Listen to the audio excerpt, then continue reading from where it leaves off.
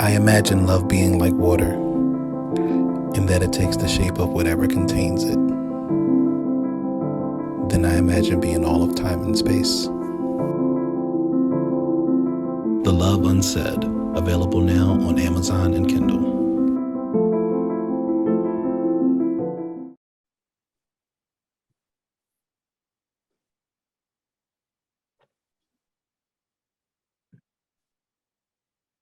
And we're on.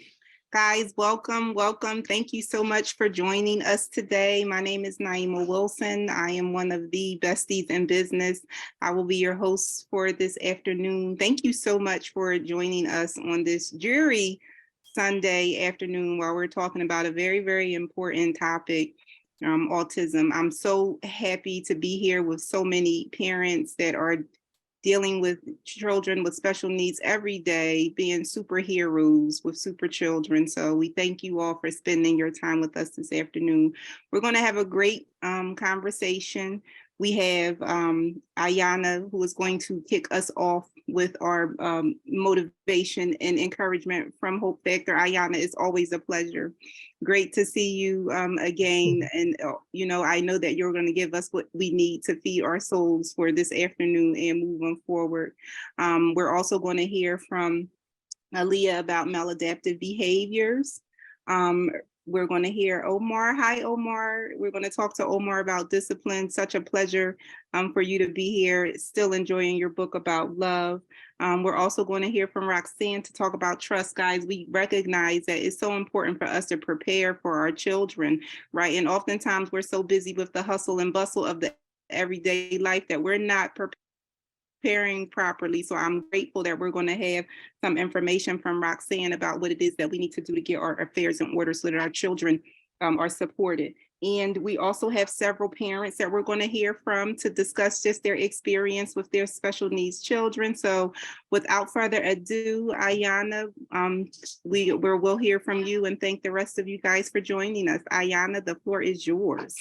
Thank you so much, Naima and Khadijah and Crystal and all of our besties in business and beyond. And thank you to this amazing group of champions, advocates, and legacy makers. This is such an honor to be able to partner with every year. We hear people talk about autism awareness, but nobody goes harder in the paint 365 in this particular group. And I'm just so honored to have the opportunity to welcome you all to this amazing conversation. It is so vital that we keep ourselves plugged into a place of community, a place where help and hope reside. And that is why we are doing this today. That is why we have come together. And I'm just going to take a few minutes to just get us in the right head space and heart space, because I know that you as autism moms, I'm an autism auntie myself, and just our community and village at large know what it is to suffer from phases and stages of burnout, feeling like hope is no longer a factor. And so I'm privileged to literally be able to come and to talk to you today about the hope factor. And so I want to kick it off with a phrase that we are all familiar with, and that phrase is what? Autism speaks. We have heard it. We have seen it on billboards and t-shirts and bumper stickers and everywhere else. But here's the part that nobody tells you. Yes, autism speaks, but did you know? And if you didn't know, we're going to let you know today. It has a voice because you give it a voice. And that is how autism speaks, is because you give it a voice, especially as a mom, a dad, an advocate, a champion, one who is in fact living with autism. You give autism the voice and the platform to speak. And so we celebrate you and salute you as we close out this month and bring awareness and shine a light on your everyday superhero activities. Now, I want to dig a little bit into these two words that Khadijah was so kind to give me, the hope factor, right? And so let's talk about hope at the very foundation of it. What is hope? Some of us have sort of discharged that word from our vocabulary, but I want to bring it back just for a minute because it's so important that we rest in it, we anchor ourselves in that, in this autism awareness journey. And so hope is literally a feeling of expectation. It's a desire for a certain thing to happen, a feeling of trust. And I know that as autism advocates, we have often found ourselves in a battle that feels like it's a battle for our lives, for this place of expectation, this place of certainty, this place of trust. And so I want to invite you to reconnect today with that place of hope, because hope is how autism speaks. Now, there are four parts or components, if you will, to this concept that we call hope. And the first component is efficacy. And efficacy is simply the capacity to produce a desired result. Why is that important to hope? Because you need to understand that as you go through the different phases along the way, you will encounter reports that don't align with your hope. You will encounter statistics that try to box you in, but you need to remain a vessel of efficacy, one that has the capacity to continue to hope for producing desired results. It is possible. The second component to hope is resilience. Resilience is a word that I think that we have underutilized in this space as it pertains to our autism advocates. And why is that so relevant? Because it is literally the power and the ability to return to your original form or position after being bent or stretched. Now, I don't know about you, but we have all been in a workplace scenario, maybe a family dynamic where somebody has literally bent or stretched your last nerve, maybe, right? And so there are times day to day when you're trying to balance it all out, this work-life balance that eludes us all in a post-pandemic world. And so where is that resilience coming from? It's coming from a place where you resolve that no matter how far you are stretched, you will come back. You will be anchored in that place of hope. You will remain committed to being that one with the capacity for hope. And so after we've talked about the components of efficacy and resilience, there's another sort of piece to the pie, if you will, and that piece is optimism. Now, optimism is a word that I feel like kind of gets a bad rap because people sort of throw it around and they don't really give it the respect that it deserves. But in this community, we know that optimism is truly like food for the soul. And so optimism is that belief. Somebody say belief. It's been a long time since you've said it out loud, allowed yourself to believe. But belief that the existing world is the best of all possible worlds, that good predominates over evil, and that there is a tendency for you to look favorably on the conditions and the expectations that come along with this journey and expect a favorable outcome.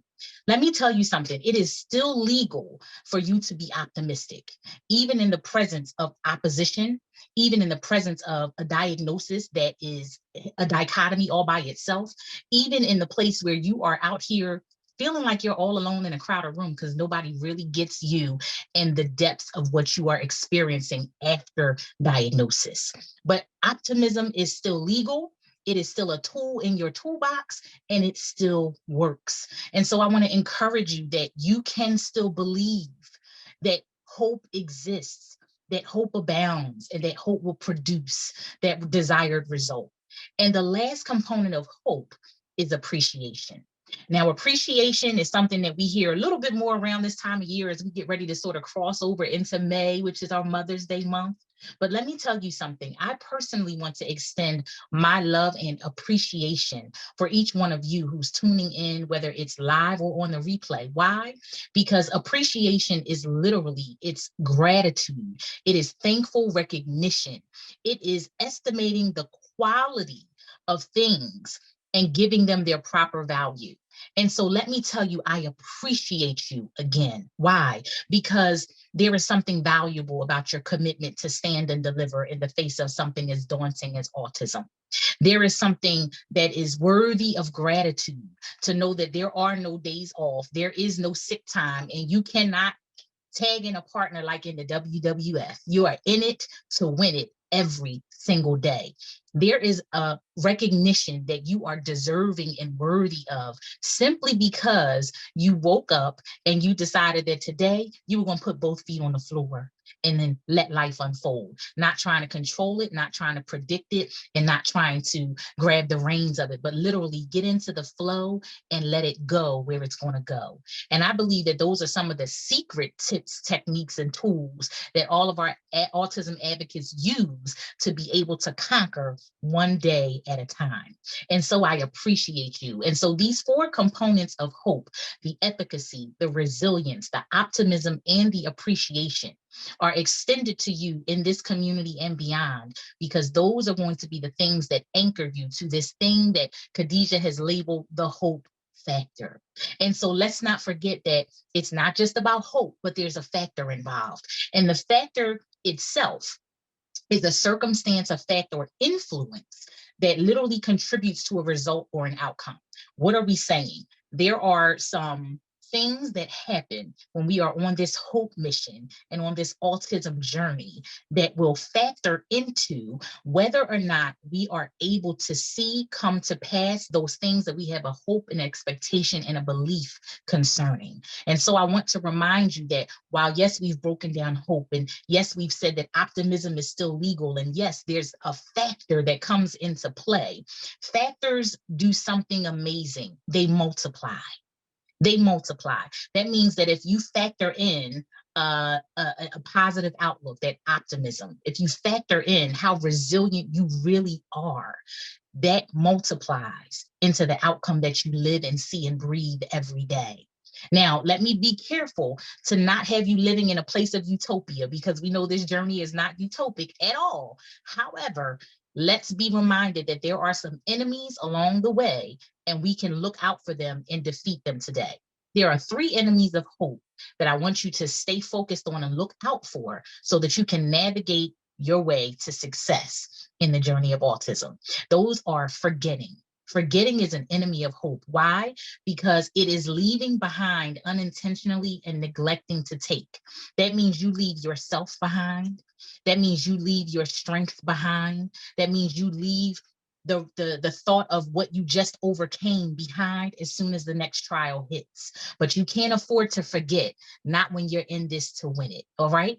You also want to be careful of negative focus, because that is a weak or a gloomy outlook. It is an intentional place of negative concentration, and that is an enemy of your hope. And so you want to make sure that your focus is an energy, and you want that energy to stay positive and stay powerful. So stay away from forgetting and negative focus. And lastly, you want to forget about guilt.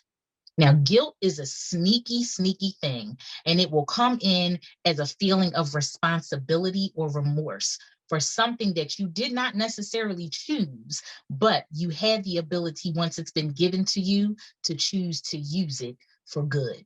So I encourage all of you to wear your superpower of the hope factor as you determine that you will be whole, you will be helped, and you will be healed as you go through this journey, because there's something about you that said that you were the right woman, the right man for the job, and that you had everything that you needed on the inside of you to be able to stand and deliver. And so when I say autism speaks, remember that I'm saying to you that it speaks because you give it a voice. So today, make the choice to give your autism the voice of the hope factor. Thank you so much, Khadijah, for giving me just a few minutes to kick us all off, to get us in the right headspace and heart space. And I hope that you're all encouraged to lean in, 10 toes down, because there is joy in the journey after this. Thanks, everybody.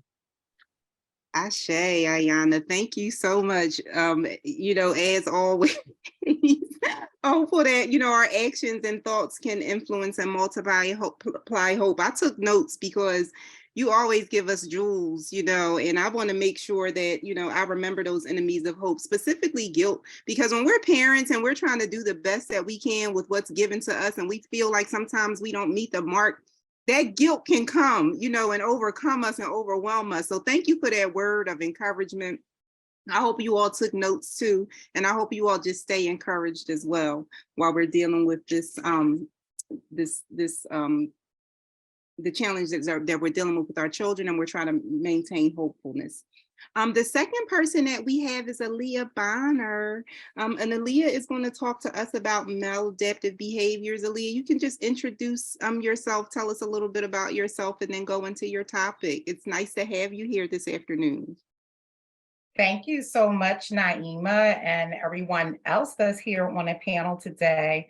Ayana makes it difficult to go behind her. I took notes as well, and I'm like, dang, maybe I should have got up earlier and started studying or something. So thank you so much. That was beautiful. So when speaking with Khadija, she said, I want you to talk about discipline. And I was really trying to gain an understanding of, what does that mean, right? So what I was able to come up with was, I think what we want to talk about is maladaptive behaviors, but it's difficult to talk about maladaptive behaviors without talking about adaptive behaviors. So with that, I'll just take a brief minute to I guess, kind of talk about what makes me qualified to even have this discussion. So first and foremost, I'd like to say that I'm a board certified behavior analyst. So that just basically means that I am certified to do an assessment on not just individuals with autism, but since that's the space that we're speaking in, that's what I'll speak to, but to do assessments to identify the function of behavior of an individual that's engaging in maladaptive behaviors or problematic behaviors. And then what comes from that is a treatment plan. And within that treatment plan, we use applied behavior analysis, which is scientific principles to ultimately create strategies and interventions to help decrease those maladaptive behaviors and increase the adaptive behaviors.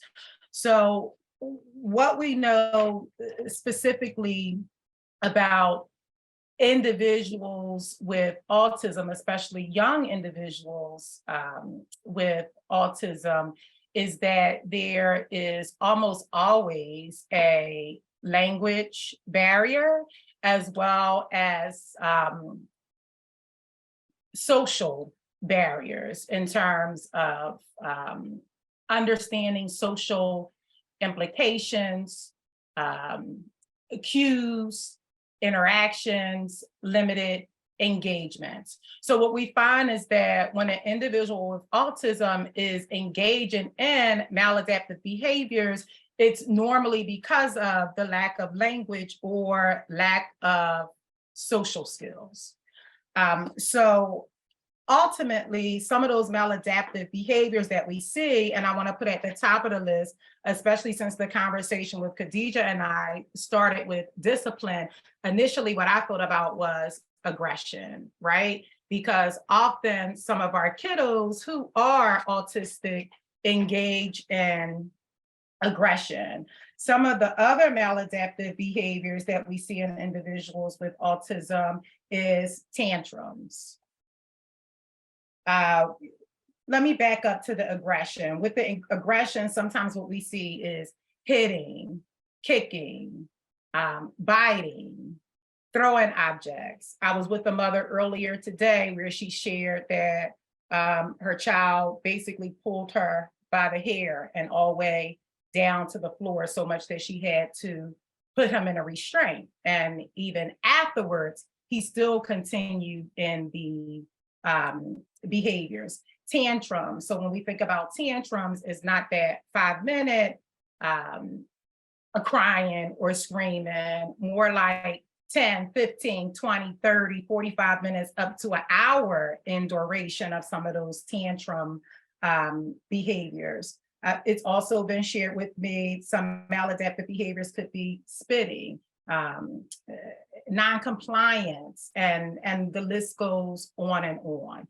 So again, those are your maladaptive behaviors. And then when we think about adaptive behaviors, it's just the inverse of that, right? So instead of aggressing, what we might want to see is functional communication, right? Where the child is able to say, I want, I need, instead of the tantrum behaviors. The inverse of that could potentially be asking for a break, or understanding what they can do to reset. So engaging in potentially some coping skills or coping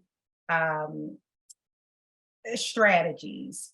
Some that we typically find effective in terms of strategies for individuals with autism is visuals tend to be very effective.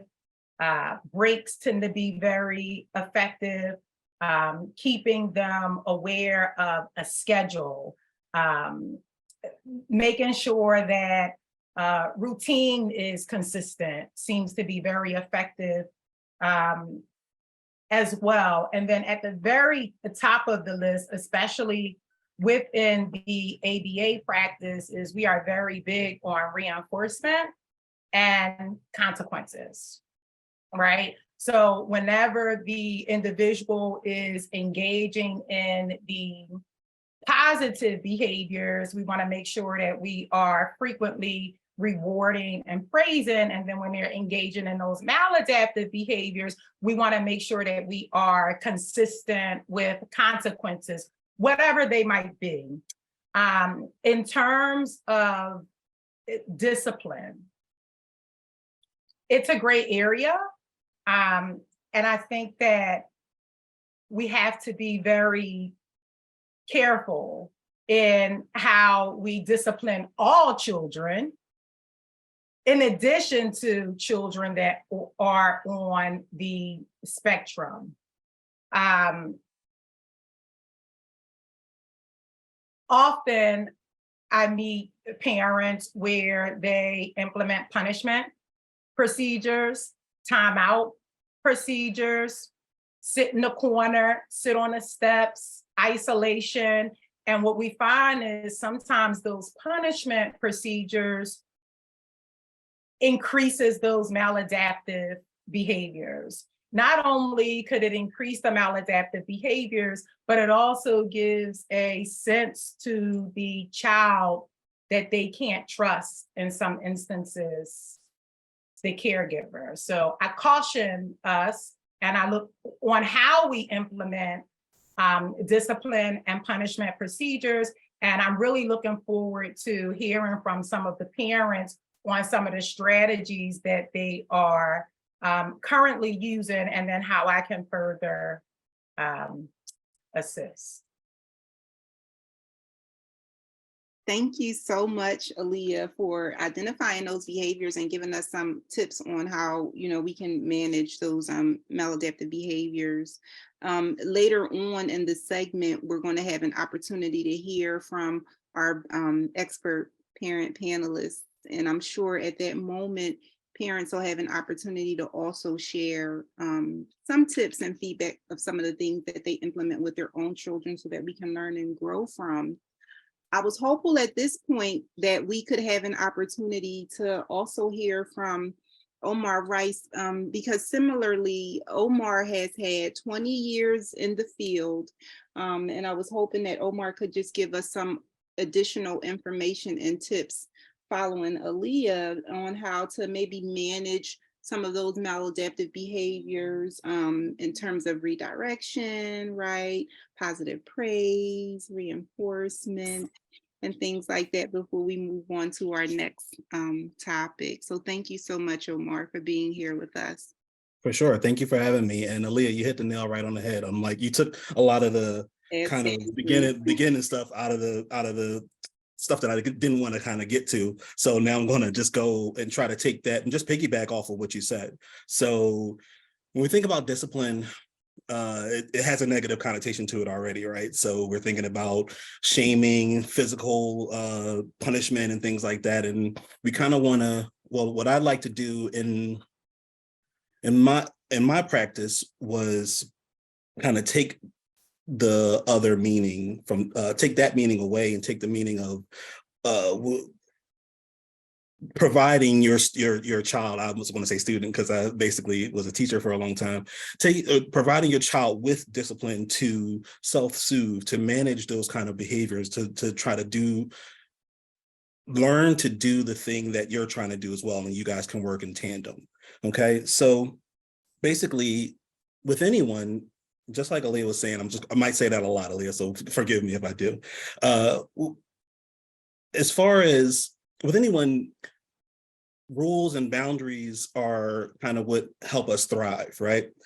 Children in particular, they kind of will act as if they don't because they're learning how to manage boundaries and rules, but also how to divert away from them.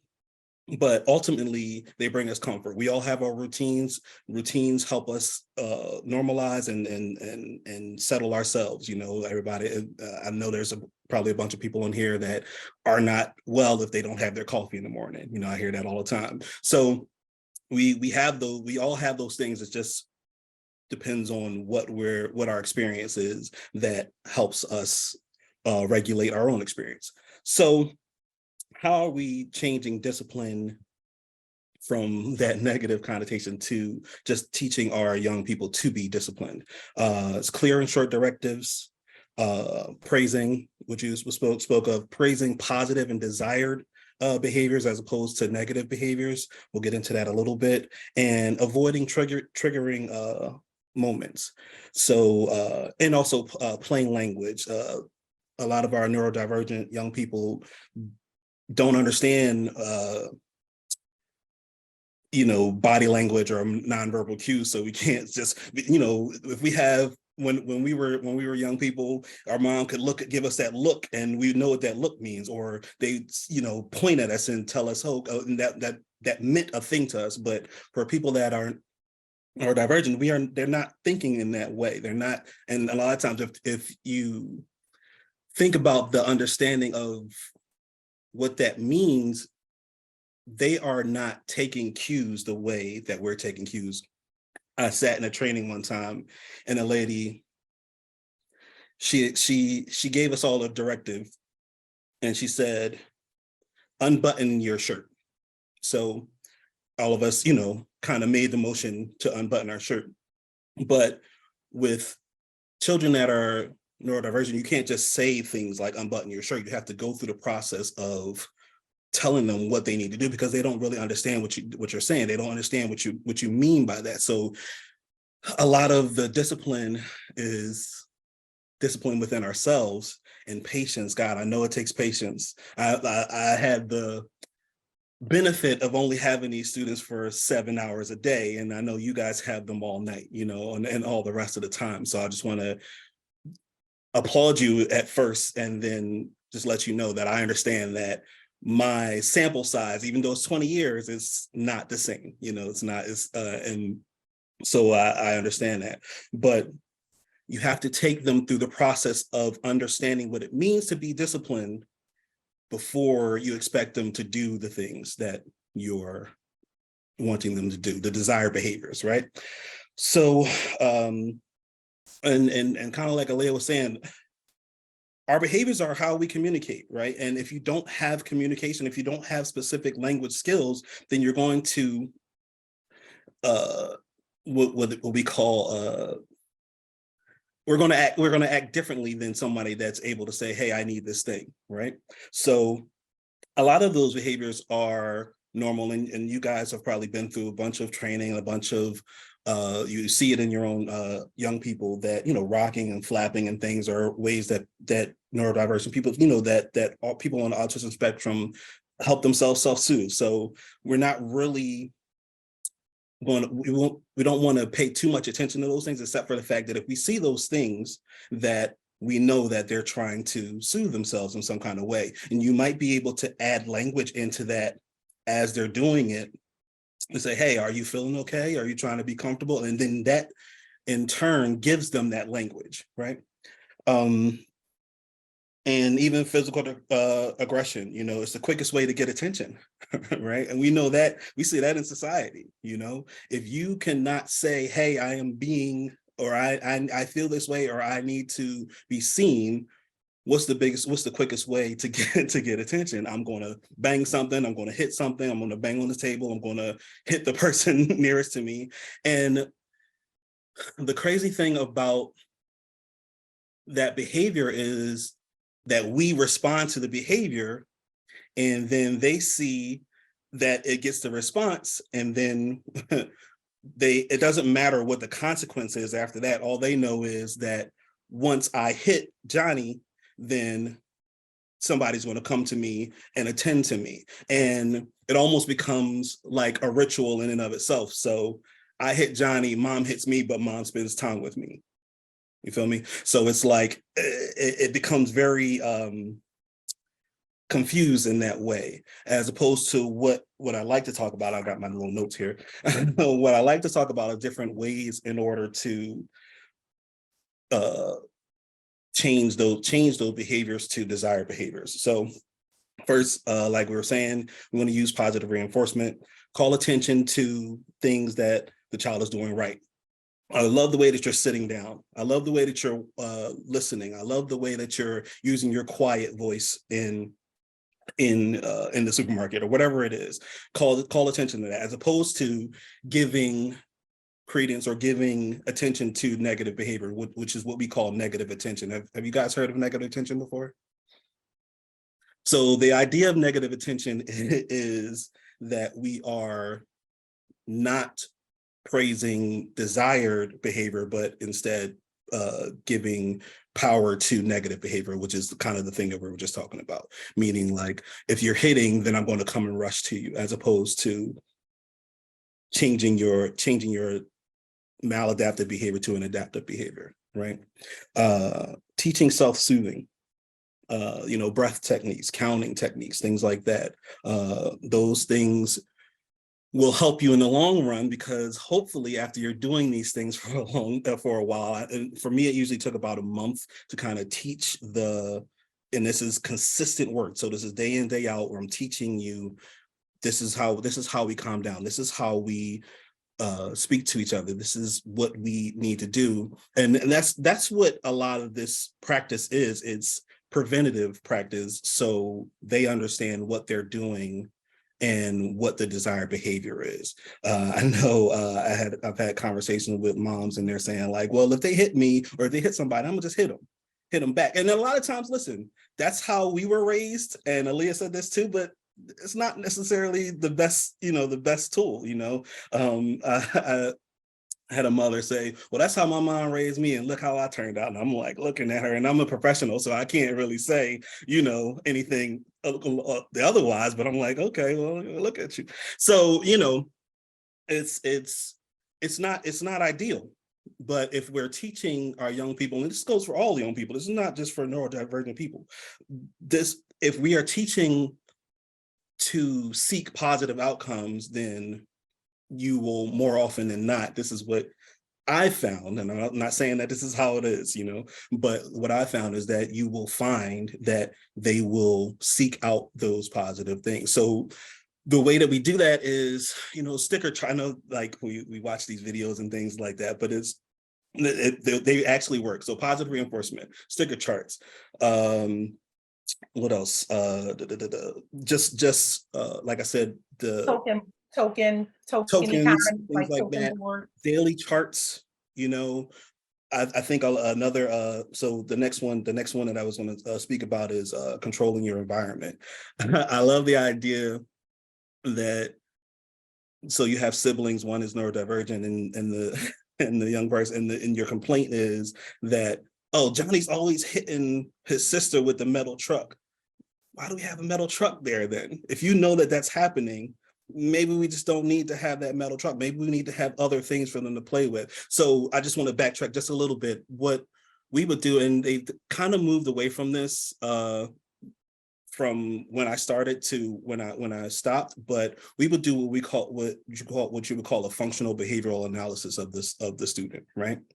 And basically that is, you would observe the young person for a set amount of time and say, okay, this is their stasis. This is how they are kind of quote unquote normally, just from day to day. This is what happens when they have a triggering moment or a tantrum. This is what triggered them. You might be able to figure those things out. And this is what happened when we soothed or when we came back and tried to divert that behavior. So we would have a design of that. And then if anybody wants that, I can send that to Khadijah and we can kind of send that out to see kind of what that looks like. I didn't pull it up for visuals, but that is basically what we're doing. We're trying to see what our behaviors are and trying to take those behaviors, if they are maladaptive, and change them to adaptive behaviors, right? Omar, So could I just quickly add to that? for sure. Is that Yeah. okay? Please, I'm running my mouth. The main purpose of the functional behavior analysis is to identify the function of the behavior. So often, you know, we have providers or professionals that come in, right, do a quick look and say, oh, you know, they're doing it. Let's go ahead and start implementing these strategies. But we really shouldn't be implementing any strategies unless that FBA is completed to 100%. identify the function of the behavior, because that's what we should be treating, the function of the behavior. Thank you. For sure. No, thank you. So, and that's exactly right. So, I don't, you know, if this is a topic that I'm passionate about, so I'll talk about it forever if you allow me to. But some other things that I just want to make sure that and it's kind of been in what I was saying, but stick to routines. You know, I'm the same way. I am a creature of habit. You know what I'm saying? My day goes a certain way. And if it doesn't, guess what? I'm going to be upset, you know, or it's going to divert me from my comfort zone. And if I am diverted from my comfort zone, then I might act out. Now, obviously I have somewhat of a sense of, quote unquote normalcy. So I'm not maybe I might not lash out, but sometimes I might, you know. One example is if I'm going to the supermarket to get something and they don't have it, I might walk out of that supermarket. That's just, my own whatever. So imagine how that is for somebody that doesn't have language, that doesn't have the ability to express themselves. It's like that same idea on 100, you know, because I don't have any way to express that out. So just make sure that thing. And then last thing is safety. So if a person is having a moment, having a tantrum, having a time, we just want to make sure that we're removing any kind of dangerous things from them. We are still not particularly attending to those things and making sure that we are keeping them safe, and like the head banging and things like that, make sure that we're keeping them safe. But also after that cool down time, even if they have to kind of take a nap and do that thing, we have to come back and discuss what happened and what we need to do and what's next, and what are the next steps, and how do we, tomorrow is brand new day, we're going to start all over again. And this takes so much strength and patience on the parents' part, but tomorrow's a brand new day. We're going to look back at our chart and we're going to see, you know, we're going to get those star for not tantruming that day. We're going to get that star for not playing with your poop or whatever that thing is that day, because we're going to wipe that slate clean. And then the idea is to hopefully over time teach them discipline within themselves.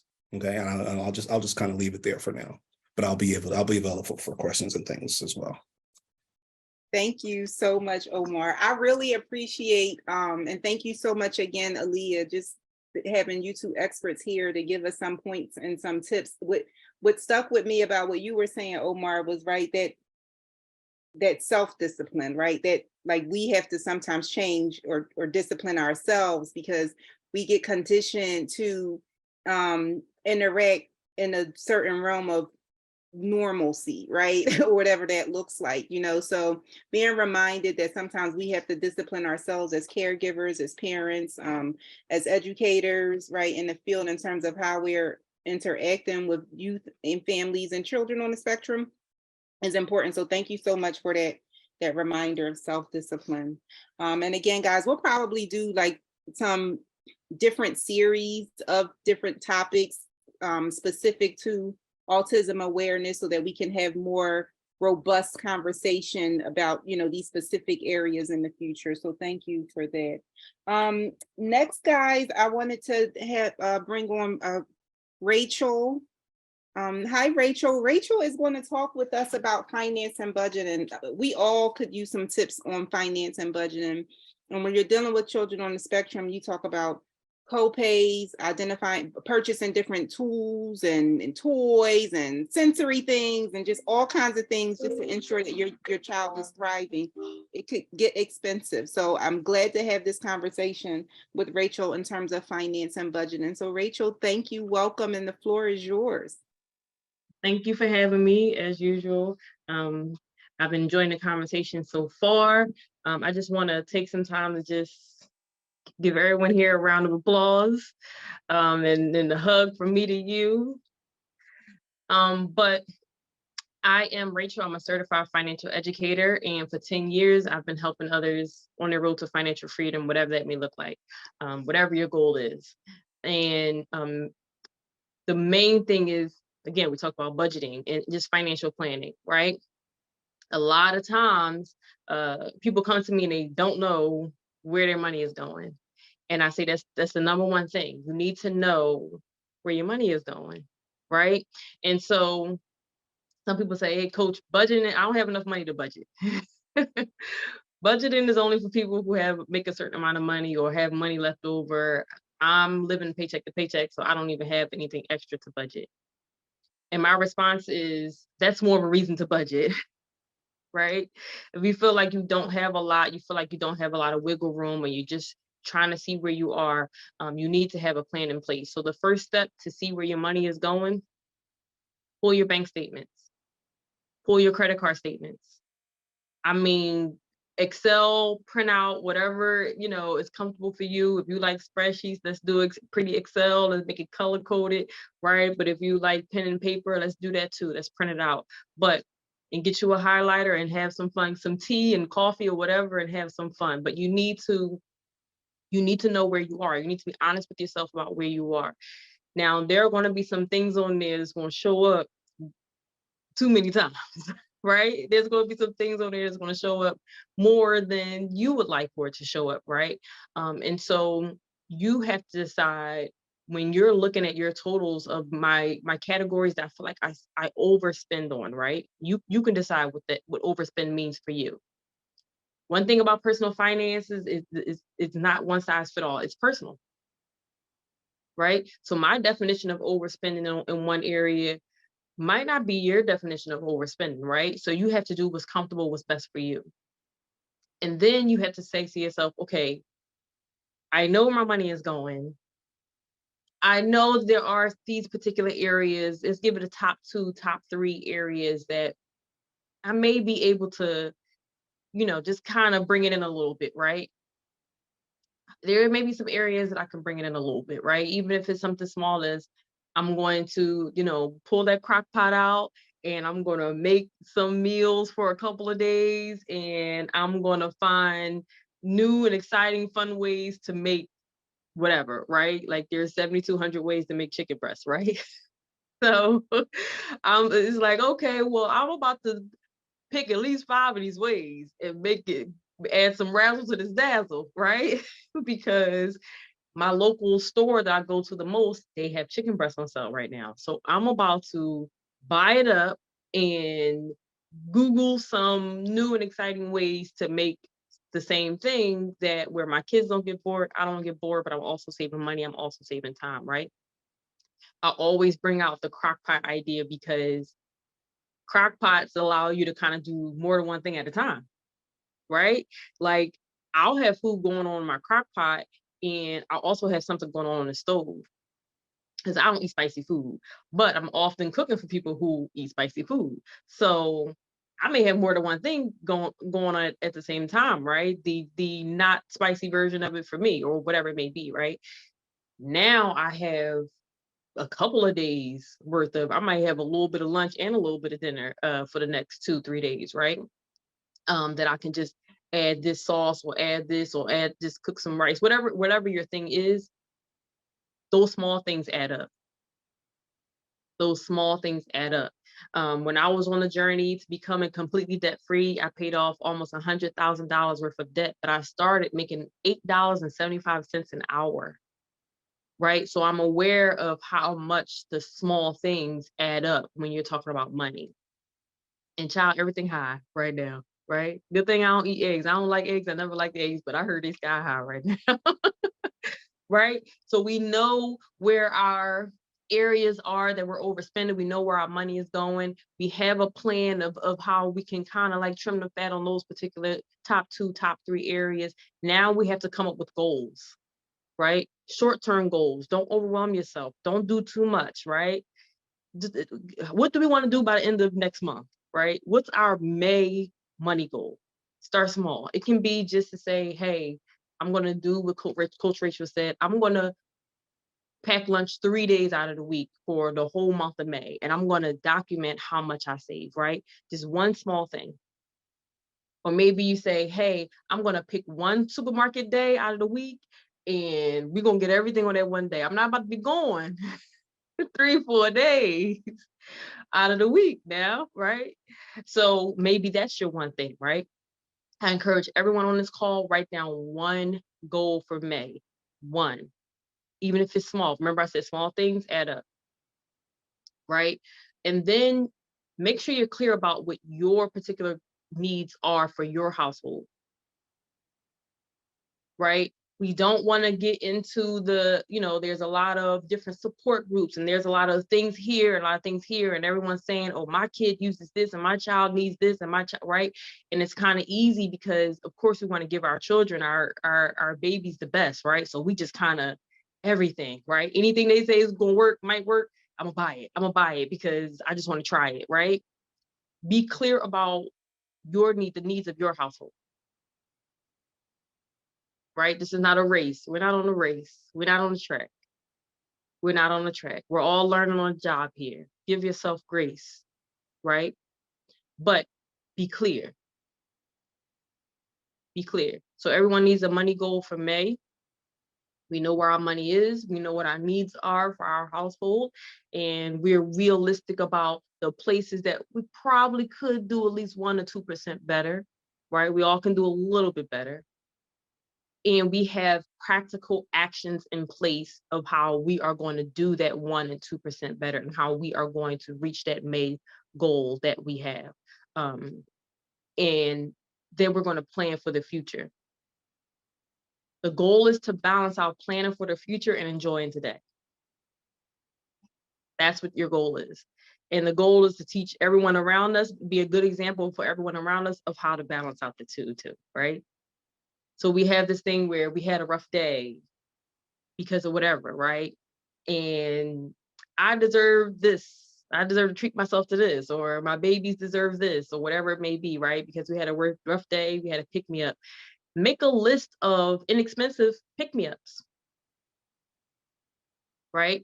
Make a list of things that bring you joy, that are pick-me-ups, that are good for your household, that lift the spirits. Dark clouds, maybe you feel like it's a dark cloud. I've had like a rough day. It's just a lot happening. We need some sunshine going on in here. Make a list of what those things are that are inexpensive, under $20. Include things that are free. So when those rough moments happen, keep that list on you.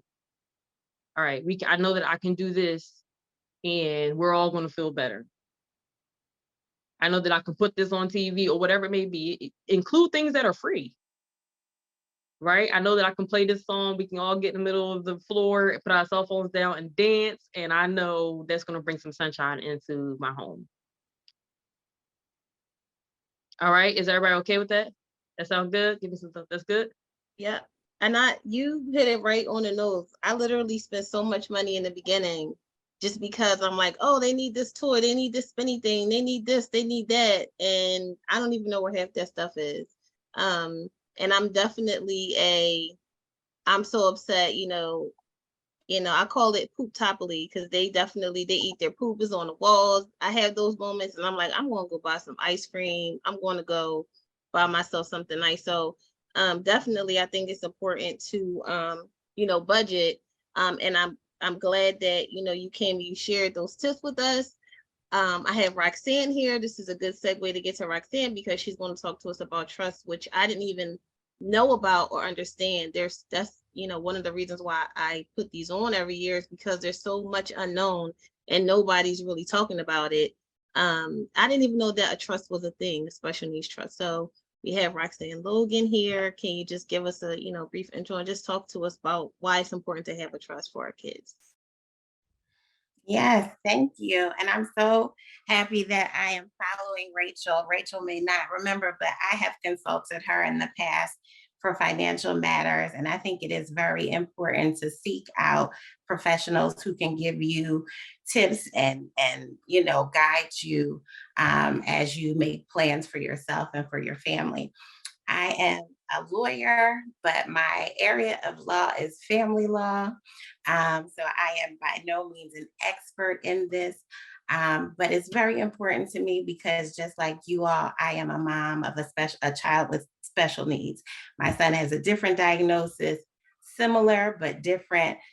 It keeps me running, and I have found myself sitting in the same place as you and wondering, as I've heard many parents with children with special needs say, like, what am I going to do? Who's going to take care of my children when I'm gone?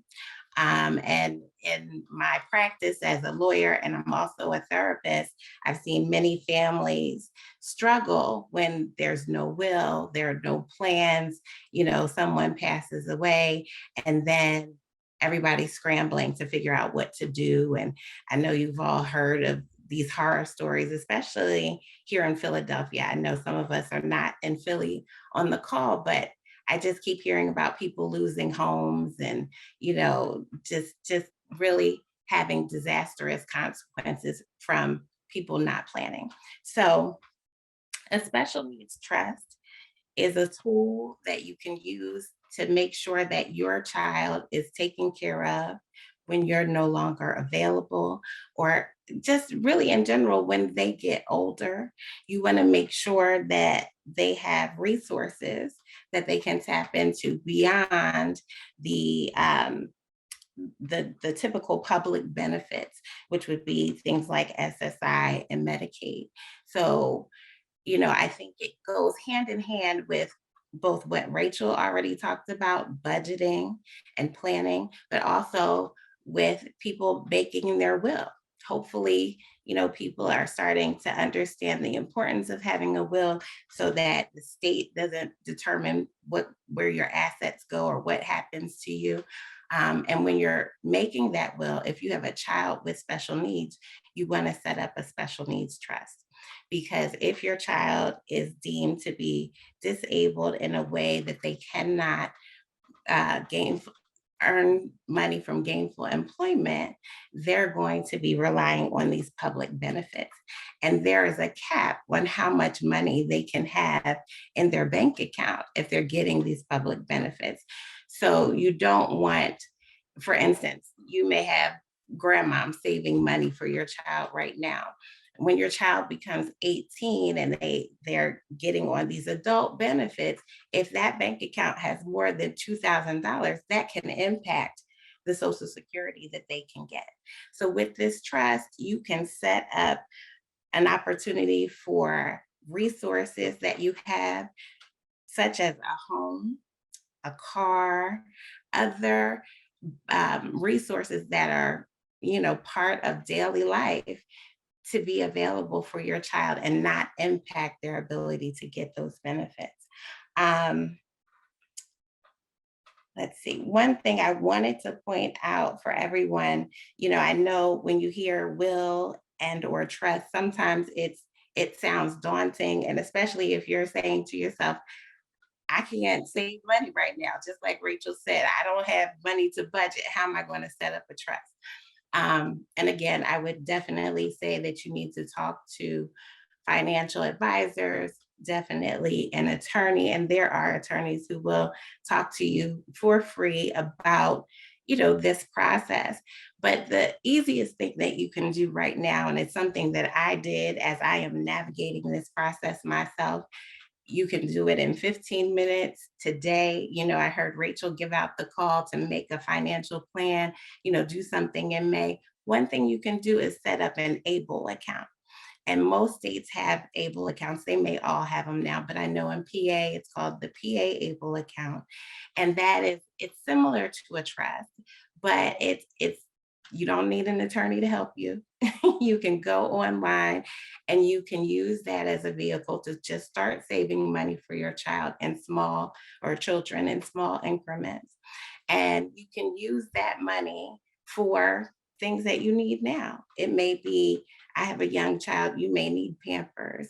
You may need, as Khadijah just said, she bought all of these toys and things for her children. If these things are deemed to be appropriate, if they're therapeutic, you can use the money that you're putting in that ABLE account to supplement the cost of those things. And that's important because you want to reduce tax liability. And I don't want to get too complicated, but I know everyone's heard, the news talking about Donald Trump and how he, only paid $700 in taxes. And although I'm not a Trump fan, what he was doing is, writing off expenses.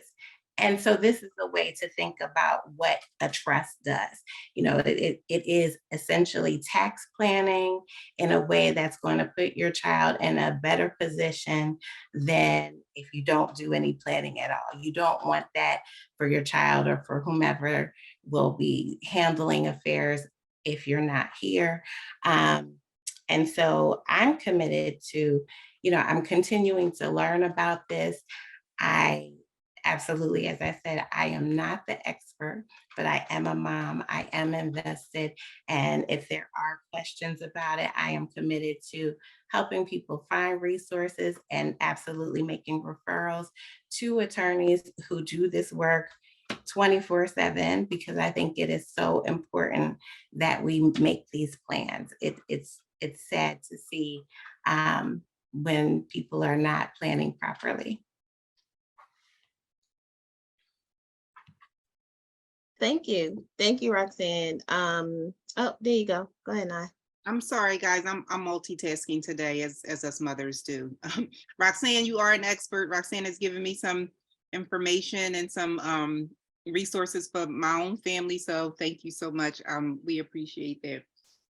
Next, we have Tashina. Tashina is our self-care mom. She's going to talk to us about ways that we can implement self-care, Dr. Tashina, in our day-to-day while we're dealing with family, children on the spectrum, etc. So thank you so much for joining us this Sunday afternoon, Dr. Reeder. Welcome. Hello, everyone. First of all, I am enjoying this conversation. There's a lot of things that I didn't know, as I am not an expert in autism. However, I am a licensed clinical therapist in social work, and I have a doctorate in marriage and family therapy. So I work with families and parents who have special needs children.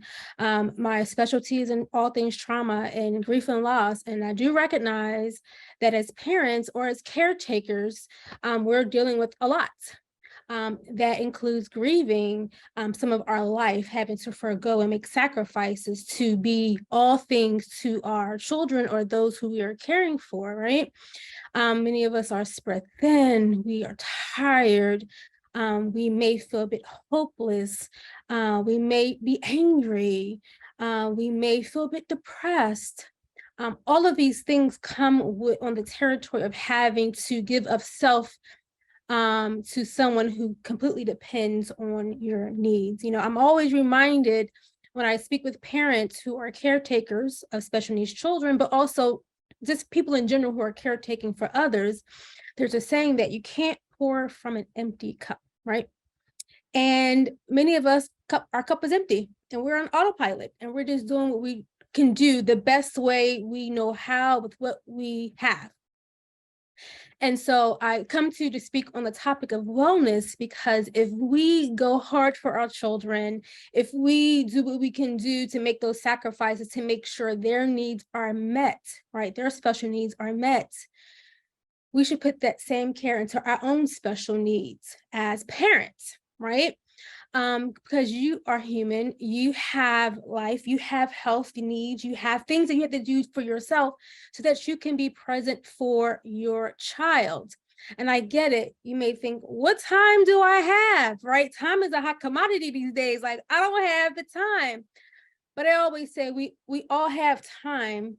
There's another saying that says we make time for the things that's important for us. And I want to challenge you in your thought process of, if your child is important enough for you to come to this conference, this summit, to hear about how to best support your child, are you not that important? Are you just important, right? Are you not as important as a parent to pour back into yourself so that you can be there for your child? So I have some notes, some pointers for you that I would like to share, that I share with my parents on their wellness, right? As a therapist, as a wellness coach, I'm really big on just your mind, body, and spirit alignment, right? But when you're pouring out so much, we're all just discombobulated, right? Is that really a word, discombobulated? But if it is, that's probably how we're feeling on some days, right? And so the first thing I always tell parents or any caretaker is to find some professional supports. When you're first told that your child will have special needs, or you're told that you have to care for, someone, you may go into a bit of a shock, like, oh my God, how in the world am I going to do this? What, when, how, where, what, how? All these questions you may have, and it becomes immediately stressful. You begin to think and ponder about how life will be now, right? I'm not prepared for this. So I always tell parents to, seek professional help, like a therapist. It's okay. There's no shame in going to seek therapy. In fact, it's part of your wellness. If you're not there mentally, emotionally, you're disconnected, right? Your emotional health and your mental health are all interconnected. And so if you are spent emotionally, mentally, you can't fully be present for your child. So here you are embracing, right, and entertaining the anger, the frustration, the lack of patience, because we're not attending to the mental health that is being really stretched when we're pouring out so much. So find a therapist to talk about these challenges, to talk about the stress. Especially if you're a single parent, it's a lot on your plate. And let's say you're a single parent to multiple children and you have a special needs child. That is even more difficult. Say you're married, right? And maybe both parents need to come together to have a moment of how can we tag team this, because it's a lot on either the father, the mother, the grandparent, whomever is part of that village, right? Seek therapy. Group supports are also helpful. There's a lot of resources out here on different group supports, and a lot of parents. I know there's autism support groups that connecting with some parents who are also raising a special needs child can also be equally important, because there may be some things that they're doing that you probably can say, oh, I haven't tried that. How does that work, right? Get some support, somebody who can understand what it is that you're experiencing. The truth of the matter is everybody don't understand autism. People don't know how to engage with the children. And so oftentimes you may feel that you don't have the help that you need, right? Part of it, you may be afraid to allow somebody to watch the kid because they don't understand. And on the flip side, they may be afraid to watch the child because they don't understand, right? So we don't want to cause any problems. So you're kind of caught in this space of, where is the support? I need the support, right? And so tapping into such resources such as support groups can be helpful, right? Because you may find out there are other groups that have access to respite for special needs children, where you can maybe get some time back for yourself by tapping into those resources. So find some professional resources for yourself. My second suggestion would be establish a village of supports. I think we all should have a village. And I know sometimes it feels like I don't have anyone, I don't know who to call. Everybody's doing their own thing, and you may feel like you're just stuck. You may just feel heavy, and you just feel like, it's just me all alone. But try to find, if you have some friends, someone you can really just talk to. Sometimes we just need somebody to listen, right? We should all have a special person or two in our space, in our circle, that can just be there to lift us when we need a moment, to cry, to vent when we're just frustrated or tired. Someone we can just talk to about how we're feeling. We're feeling guilty, I'm angry, and just say what you need to say. And they can hold that space for you, right?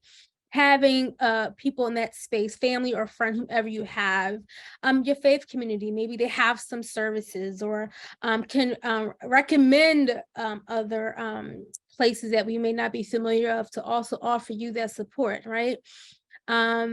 Also utilize all those resources that's available to you through the state, through the city, specific to special needs children. You'd be surprised of different things that they offer. And I know sometimes there's a lot of red tape, a lot of stuff you got to do, paperwork, and all. They want your whole life story. You're like, oh, I just need help.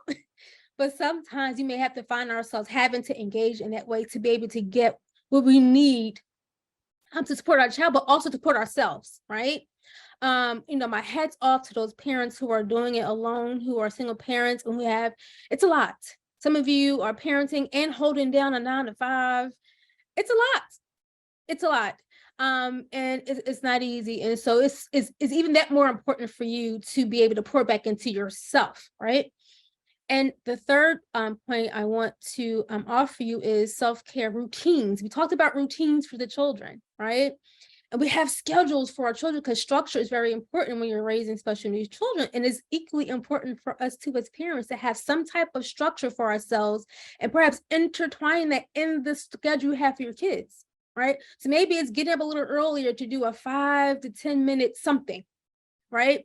Or if they're sleeping, that might be your time to nap or do something. However, whatever that may look like, create a routine for yourself. And I want to start off first by saying, when you're creating routines, things life show up. Things happen, you may forget, you couldn't do. Give yourself grace and continue and keep going, right? It happens. You're human. We're not perfect. We're not robots. Do the best that you can. So give yourself grace while you're creating these routines, and try to carve out 5 to 15 minutes for yourself a day, right? We can find 5 to 15 minutes. If you could do more, perfect, awesome, high five. If you could do more than that, but you have to give something to yourself, right? So incorporate your senses. Listen, ladies, and gentlemen, look, we are still human beings. We have feelings, we have needs. Tap into your sensory, your taste buds. You're maybe cooking something that you like and you enjoy. Maybe you like to smell candles, some fragrance, or put in your nice perfume so you can still feel like you. Sometimes we lose ourselves in the midst of caring for others, where we just don't feel attractive. We lose who we are. We just all about parenting, and that's fine, but also attend to that part of you that still feels and still want to feel like a woman or a man. So tap into your sensories, cook some food, taste, do some, create a day where I'm cooking my favorite foods, or I'm gonna do something with some friends, some adult time where I might go do some, go to a restaurant, whatever, come cook something, whatever it is, can kind of, tap into your taste sensory, your sight, watch something you enjoy when you have some time, right?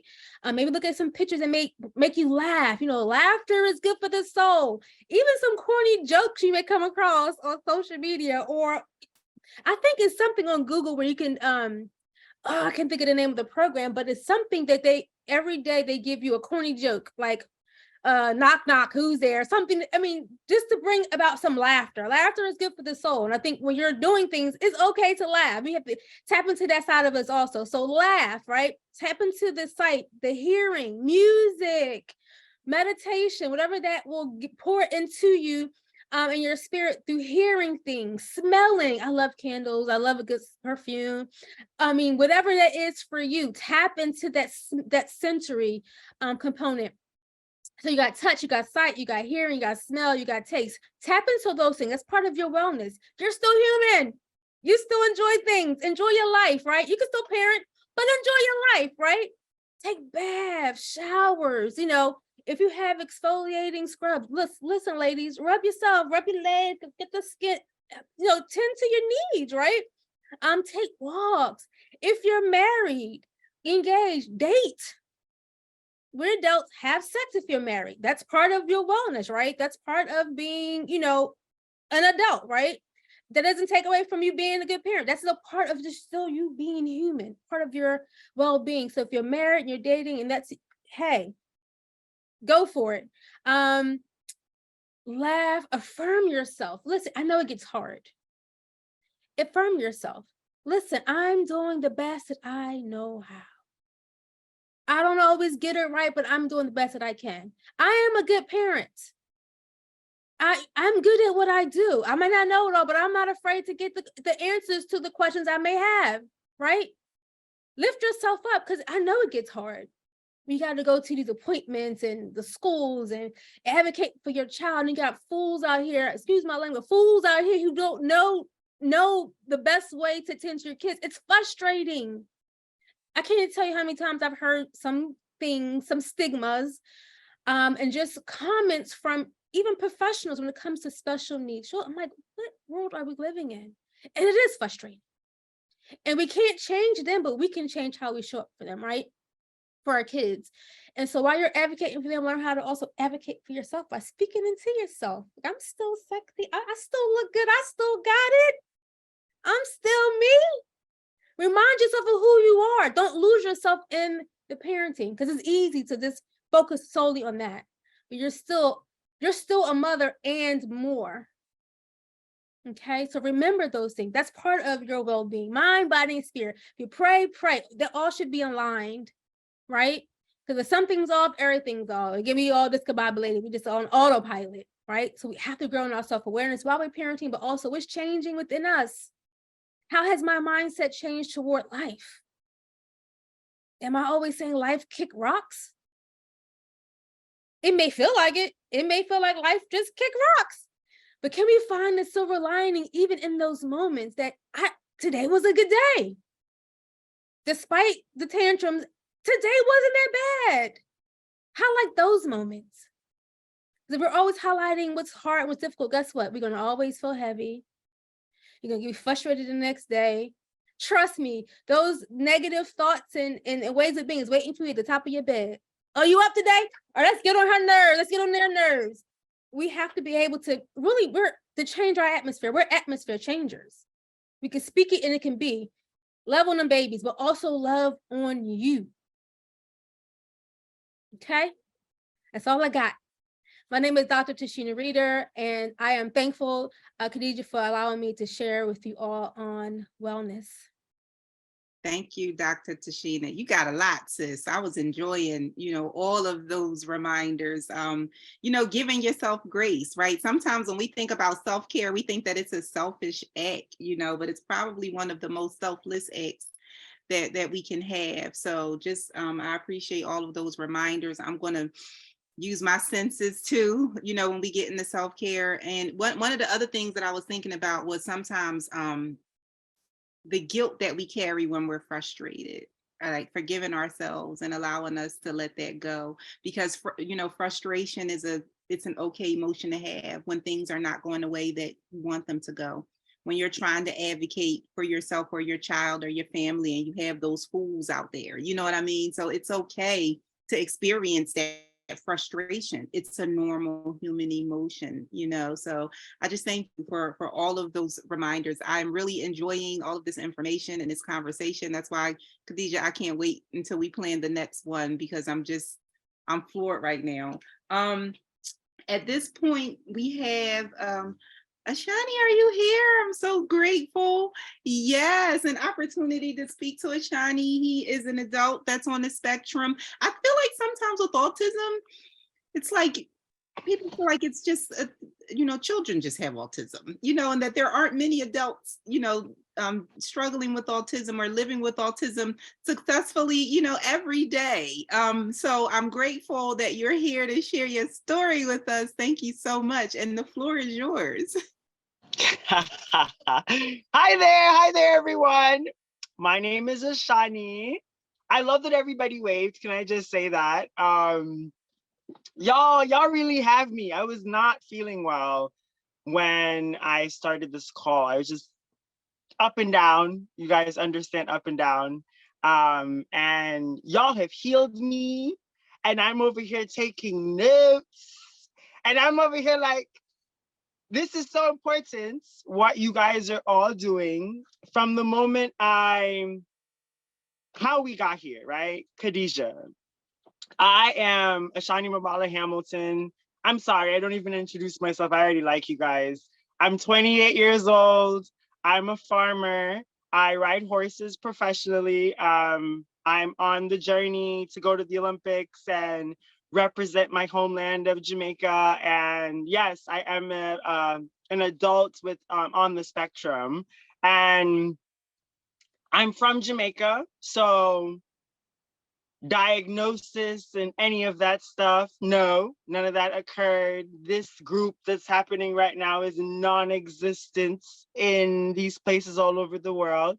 These children are usually beat. These children are usually shunned to the side. So I love being a bridge because I get to explain to you guys that all of this that you're doing and meeting and masterminding, you're literally like the most exciting, encouraging people alive right now, because you showed up to help people that cannot help you back.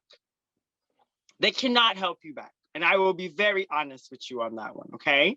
And I was writing down notes, the first from all the teachers, right? Forgetting who you are. And then I forgot exactly what she said right after that. And then I remembered the last one, guilt, feeling bad for forgetting, right? So then I was like, okay, let me just organize myself. I grabbed my pencil and my paper to organize myself. And that's one of the number one things that I've used to help myself. Writing, kind of like, it's like putting your brain on paper. So I was growing up in Jamaica. I've always been very adept in education. That's kind of was my saving grace. Everywhere I went to, I was always really bright. I was always really bright. However, in the real world, it's not just about being bright. When you are just bright, when things happen to you, you don't have any emotional intelligence, and your mother and your father were perfect your whole life because you were sheltered, you know, and the people in at school play with you a little too hard, and you see a side of yourself that no one has ever seen before.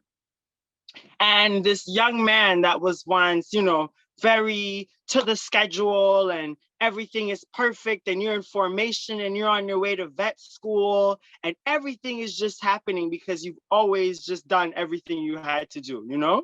You know how to plan your life. You were very well organized. And then when things start happening to you, as life does, you lose yourself. You don't know who you are because you played a game the entire time because you're charming and you know how to speak properly because you learned how to study how people talk, so then you replicated it as well. So what I'm explaining is just more so of a life of a lot of people with autism. You kind of on the spectrum, I would say, or neurodivergent. That's been the best label that I've been able to help myself. All of the other words, it seems as if when I say that about myself, it looks like a negative thing. I don't think that any of the children on the spectrum is a negative thing. I call them the exceptional ones. I believe all of these children are unique. And if we allow them to show us who they are, we will find all of the problems wrong with the world because all of them showed up in one of these children. And I speak this heavily and this aggressively in hopefulness because, again, in the beginning, where we're talking about resilience and we're talking about, what are the things that kind of keeps you in the game? This is it. I love you guys because yesterday I went to another meeting and I was at an event in Jamaica and it was for children. They only talked about what was bad. They never spoke about what was good. And I've realized that in this space, it's very, very easy to focus on all of the bad things that are happening, how the people are talking about your children at school, how your children are coping at school, all of these things. And I show up as an example where I can tell you, because of the parents and the help that you guys are putting together for your own self and your own children, your children are going to be just fine.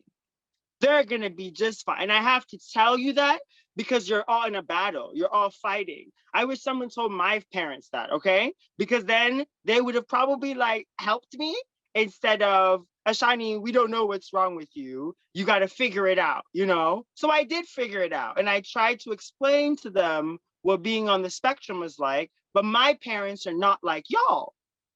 They don't care. Okay. And it's because of culture why they don't care. Because of this entire experience of me figuring out that I was on the spectrum, I am on a mission to make sure all Jamaican people know that they're mean. And it's because they're mean is the reasoning why their children are the way that they are, the reasoning why they get cursed out every single time when they do things, because that's who I am. I didn't realize, like, Ashani, you're an energetically sensitive individual. You're really smart, yes, but because you're used to being smart and then doing the work and then getting the result from the work, because the school system is very much the matrix. Life is not like that. And the reason why I say that, like, it's very important for you guys having this conversation is you have to explain to your children how to operate in the matrix as children with autism. It's not a regular game. The people that are the normal people are having a problem, you know? So it's more so of letting them understand, like, what they're doing by, oh, you're gonna go work for this person and you need to listen to them because they're not me. It's not my father, you know what I'm saying? So I have to understand how to do that kind of relationship. When you don't train your children or explain to them those dynamics, they show up at work like how they would at your house, and it goes either really good or really bad. I ride horses. I went to graduate school. I went to undergrad. I was in academia. I got scholarships to go to the best schools in the country. I was always very smart. But what my lack was and where I found my balance was I was always obsessed with animals. Okay. Since I was a little boy, I was always very obsessed with animals. And I did not know that this is what God did to me to heal me and keep me focused on my path my entire life. I didn't realize it until I started pursuing a life with horses, seriously, as a professional. And I'm a Black man. So I'm Jamaican also, right? So grew up in Brooklyn, New York.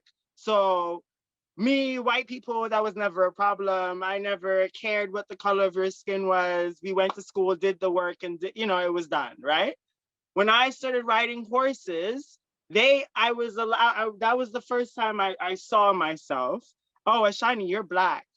This is a little deeper than you think it is. You can't ride the horses, Ashani. They don't want you to ride the horses. You don't look like those people. And I saw it as the greatest moment of my life, because then I had people tell me, people were mean to me because I wanted to just be myself. And how I lashed out, just like being friendly here, when I am not friendly, I am the complete opposite of this person, okay? Same amount of energy though. So when I come for you, I'm roasting you alive. And I did not understand this part of myself until it happened, okay? Until it happened. And I was being attacked and I felt some type of way and I lashed out and I lost my job. I was in one of the best barns at the time, right? But then it started teaching me more lessons. Because of who I am, it's not about growing up, especially being Jamaican, especially being a Black person. There's this idea of I need to work with who's the best, who makes the most money, who's flashiest, who's showiest. And I had to learn, no, you're a lie detector test for people. That means that everybody gets away with it except with you. When they're mean with you because of who you are, it does not work at all. It is the complete opposite end. And I wasn't understanding, why is it so special with me? Until I started meeting other children with autism. You can't lie to kids with autism, okay? Don't try. It doesn't matter. Thank you. It doesn't matter in terms of what you say to them or what you do to them. So I had to start realizing that the way how I am, there's a certain lifestyle that I have to lead my life with that's most important. So that's why I became a farmer full time. My schedule is on animal schedule. I have time sensitive things. So I can't be available for you every day. But if you schedule with me or it works perfectly. So I had to start learning that I had to be more discerning of the people that I was engaging with. It wasn't necessarily what they were doing, it was the people. I was allowing people to disrespect me, and I didn't know how to stand up for myself. So I started to realize like, oh, this is actually a really bad problem. Why am I so nice to these people and they're wicked? What's going on? And then you start to realize that you're really nice. You're a little too nice. And you gotta just really like hold yourself. And so I teach people empathy education. I teach people how to curse people out. I don't play the games. I feel like if they need to be equipped, you're not gonna come, because I didn't have no one to protect me, you know? So I wish my mother and my father could have came to school and cursed some people out, you know? But that's not their responsibility anymore. I'm an adult. So it's like, how do you stand up for yourself? And they make you feel guilty because especially you a Black man and you're not supposed to be a little rah, rah, rah with them, you know? But it's just the truth. You're not gonna take advantage of me. I've allowed too many people to do that. So this is why I say what you guys are doing. Khadija, thank you so much for the opportunity to be here, and all of y'all for just coming together. I invited my other friends with kids as well, and I told her I want to keep volunteering and being here with y'all, and I want to meet all the children and bring them to the barn and bring them around the horses. That's a shiny, okay? But all I just want to say is thank y'all, but really and truly keep doing what you're doing. Your children, they're going to be so much more well equipped because of it. I promise you. Ashani, thank you so much for just your passion, you know, your work, you know, you just being so transparent with us, your pointers, just being who you are. My daughter is neurodivergent, and the bullying that she had to deal with in school was so troublesome, and she wouldn't tell me until like a year later. And I'm like, girl, why you ain't say nothing last year? Because I'd have been up there on stuff. It's about but not having the words and the vocabulary and the comfortability and learning how she communicates her feelings and stuff has been, it's been interesting. So I can appreciate, you know, your experience, and we definitely all gonna continue to do what we need to do to advocate for our youth. And I'm gonna hold you to come in to join us again and to continue to volunteer, you know, your support, your wisdom, your experiences, your services, because you are just a breath of fresh air. Thank you so much.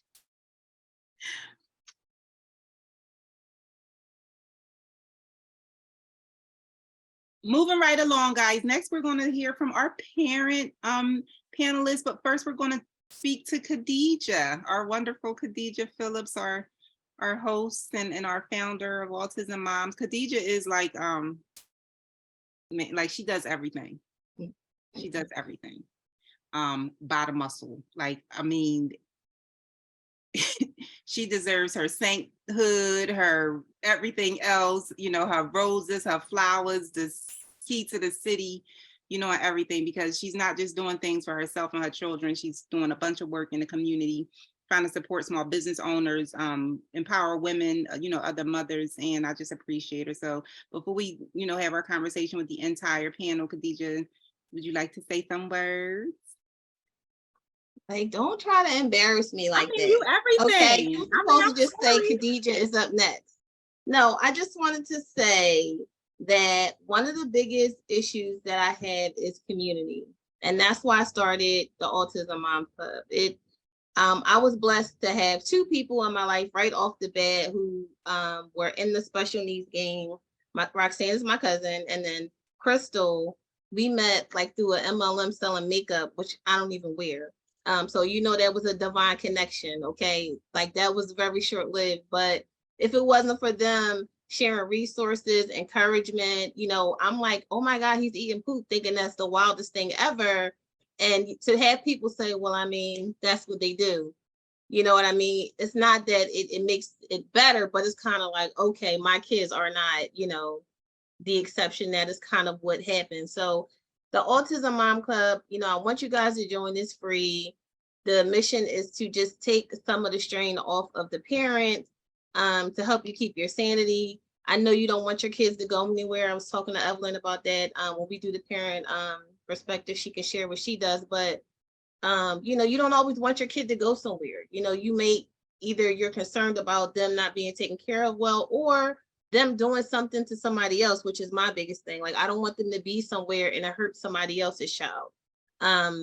And I'm not there, or, just anything. So we want to provide meal preps, laundry services, cleaning services, have somebody come out just to assist you with that, so that maybe you can either focus more on your child, or if you have respite, you can go get a cup of coffee, and you know that you don't have to come back to laundry, especially if it's a bad day. So that's one of the things we want to do.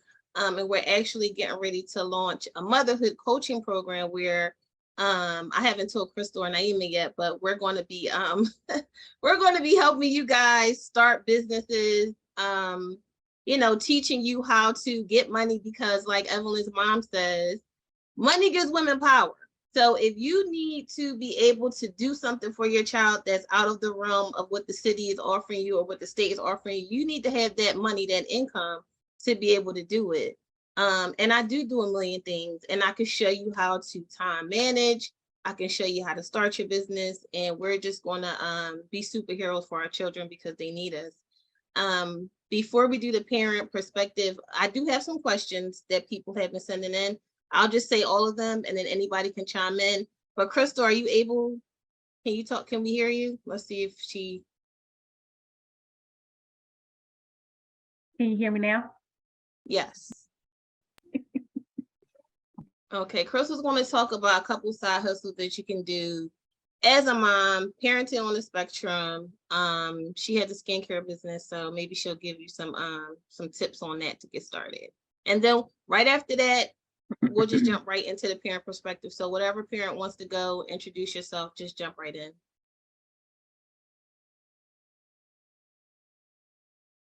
Hello, everyone. I heard everyone, even though I had some camera malfunctions. I don't even know what that's all about. But Ashanti, you are amazing. Ashani, you are amazing. Amazing. Do you hear me? So amazing. And Rachel, I love you from way back when, like 2020. That's how far back we go. Because of her, I am budgeting twice a month, right? And Ayana, you always amaze me with how just everything you come out with is always so amazing, and always helps me to really understand that I really do need to take care of myself. I'm not doing the best for me. So thank you, Ayana, and everyone else on the panel. When you are just have everything going on, having a side hustle is so imperative, especially with the life that we have as special needs moms, because we're not always to be on a clock for 9 to 5 or 7 to 3 or 8 to 4 in every single day. One of the things that you can expound upon as far as having a side hustle is doing something that you like. I love skincare. My skin is in. I love everything skin. And because I had a battle with cancer, my skincare is clean. No harmful chemicals whatsoever, because after chemo, everything hurt my skin when I put it on. And I read the ingredients, and there are some not so good ingredients that they were using that causes harm to not only producing cancers, but also other autoimmune diseases too. I looked for things that were in my kitchen. So if you like skincare, or if you like making your own teas, you can look for things in your kitchen that you can blend together and sell to people. Really easy to do, really simple, not something that you're spending tons of money on. If you want to do something else, there's always direct sales. Direct sales has been around for a long time. They went from direct sales to multi-level marketing to now omni marketing. Everyone knows Avon. Everyone knows the Avon lady is calling. But also, now that we're living in the 2023s, everything is online. You don't even have to leave your home. You can do everything from your phone. So if that avenue is something that you're interested in, yeah, my son is home.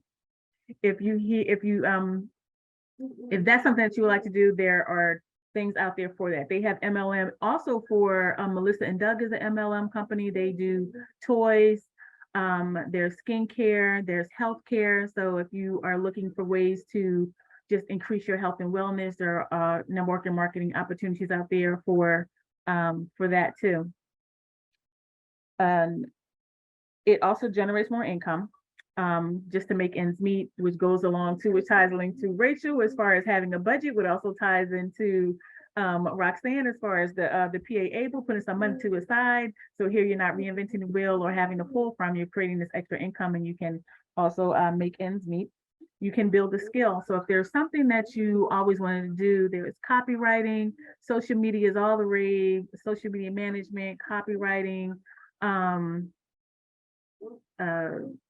reading. I read the other day that you can actually have a side hustle removing negative comments off of Yelp. You can look into that. I'm gonna look into that too, because Yelp. Everyone look. I don't know if you look at Yelp. I look at Yelp for reviews. So if you're looking at Yelp and you see a negative review, that could be your job to review the negative comment, and they pay up to $20 an hour. So you can look at that, or you can hone up on a skill. There are free resources online. There is, I can't think of it, I just had it on top of my head, where you can, they have these free academies. Microsoft has a free academy, Google has a free academy, and you can hone up on a skill or learn a new skill to create a side hustle, work from home to increase your income. And it also opens up new networks. Being in the skincare business for me, I have met a plethora of individuals who not only have skincare issues, who have also battled cancer, have lupus, have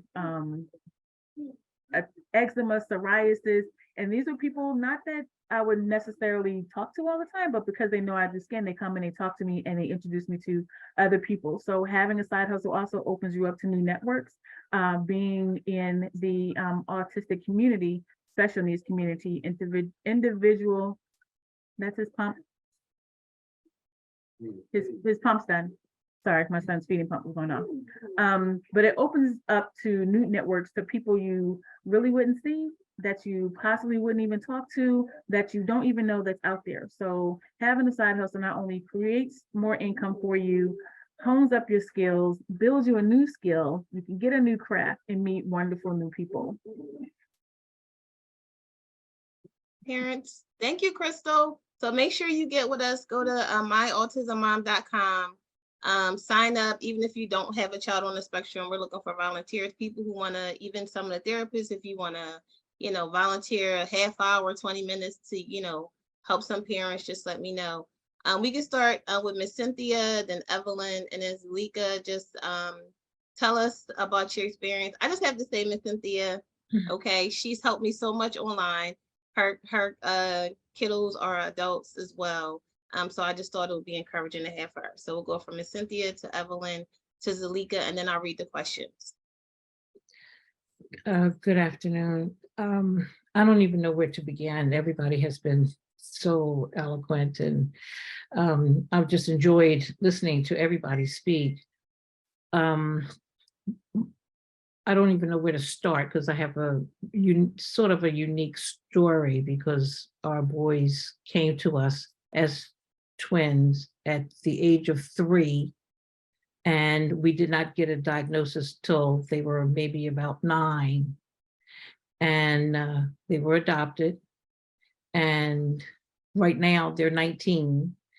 So right now is basically going through a whole nother different type of situation. We went through the baby age, and we went through the poop and the eating of the clothes and the whole thing, but nobody would give us a diagnosis. So we kind of had these children running around, not knowing what we were doing, and for years. So they got diagnosed being ODD, ADD, ADHD, and the final one before the autism diagnosis, they were diagnosed with reactive attachment disorder. And we got immersed with the reactive attachment disorder. And so we kind of like went with that because we could understand that one. That one you can understand. That one's, you know, it's defined, and they had been in 8 different homes before they came to us at the age of 3. And so it was a lot. It was a lot going on. So I don't know, like my situation with the boys was, I don't even know how I got through it. I don't know how I got through it. I know it was nothing but God that got me through all of the situations and the years, and every year something different, and every school and every treatment center and every agent. I've been through so many agencies. I mean, so many agencies. Can't tell you how many, I can't even begin to tell you how many therapists have been in my home in the day, in the afternoon, in the evening. How many TSS workers we've worked with. I can't even begin to list how many people have been in these boys' lives. They're now 19. They graduated high school. One was mainstreamed. The other one went to an emotional support school. He went to, if anybody's familiar with Green Tree. Neither one of them acknowledges that they have a disability, which is very difficult. They will not try to get any assistance at this point now. And they found out at the age of 14 that they can stop their medication, they can stop their services. Anything that we had in place for them, if they wanted it, they could stop it. And so we went through a lot of discipline. We tried to go through the city to try to get help. The city doesn't help unless your child is a criminal. They won't help. They won't help unless they committed a crime or if they are on drugs. I'm trying to give you some hope here. I really am trying. But they're 19 now. They're doing okay. They're both working. One is actually in school now to be a certified personal trainer. The other son is going back and forth from job to job to job to job. It's been very difficult. It's been very difficult. That's hopeful in and of itself, though, because I can't even see that. I can't even see them going from job to job. That's why I just want you to know that don't think that you're not encouraging parents. Literally, I can't even see that. One of the questions that was asked was, will they ever get better? Like, as far as my twins, will they ever be able to hold conversations? Will they ever, is there a cure for autism? That was one of the questions that was asked. And just listening to, even with the struggles, I can't even see that far into the future. So well, you know, we treated them not, our children are verbal. So we had that, we were able to speak to them. They were verbal. But as far as anything else, there, you know, a lot of things, they were far behind in a lot of different things, but they've made it through school. So that's a possibility. My children, one of my sons wanted to go into the military. Of course, he got so far, and then when they found out that he had a diagnosis, they denied him. My one son is trying to get his driver's license, which scares, I cannot even imagine. I can't even imagine him being behind the wheel, but he's striving to get his driver's license. He wants to get it by June. I don't know how that's going to work. That frightens me. That frightens me. But the one thing is that both of them, they're different. One is more responsible, just a little bit more responsible. He's 19, but he might be chronologically, he might be 16. The other one is 19, and he's chronologically probably 13. You know, so they're coming to us in different ways. And so, yes, I do want to encourage you. I appreciate this because I didn't have this as I was bringing up my boys. I didn't have this. I joined a lot of support groups on Facebook, talked to other parents that have walked the walk. That helped me more than anything. The parents that can say, I understand, or if I had to cry, they understood. I didn't even need to speak words. They understood. But I didn't have any of this like this, what we're doing right now with this forum, because this is awesome. I went through a lot. So when I hear Omar talk, or when I hear, I think it's Aaliyah talk, it brings back memories of being given so much information, but I just wanted to be a parent. That's all I wanted to do, was to be a mom. I wanted to hear all of this, and I heard it and I listened to it. But as soon as I walked out that office, all I wanted to be was a mom. I didn't want to hear all of that stuff. They gave me so much information, and it's overwhelming. And sometimes I wanted to say, and this was said to me by another therapist, I wanted somebody to say, let me take them home with you. Let me take them home for a week. That's what I wanted them to say. Let me take them home for a week and come back, and then tell me what you think about it, because you have this book knowledge, but the practical stuff, you're missing that whole thing. So, I appreciate the expertise that they bring to the table, because we need that. You need to hear that. But all I wanted to do is to be a mom, and I did the best that I could. Thank you for that. Thank you for sharing. Roxanne messaged me. It says, mention about applying for guardianship. There may be an option, but you guys can chat about that later. That's why I thought it was important to have some experts on, just in case somebody, had an issue or something. Okay. Evelyn, can you just share your story? Hello, my name is Evelyn, and just like everybody said, the information that has been shared so far has been great. I hope I don't say your name wrong. Ashani, when you spoke, it brought me to tears, and I had to fight the tears back, because having a son that is only 8 years old, I can't even see past where we're at right now. And just hearing you speak, it gives me hope. And I'm sorry, how do you say your name, Miss, that you just were speaking?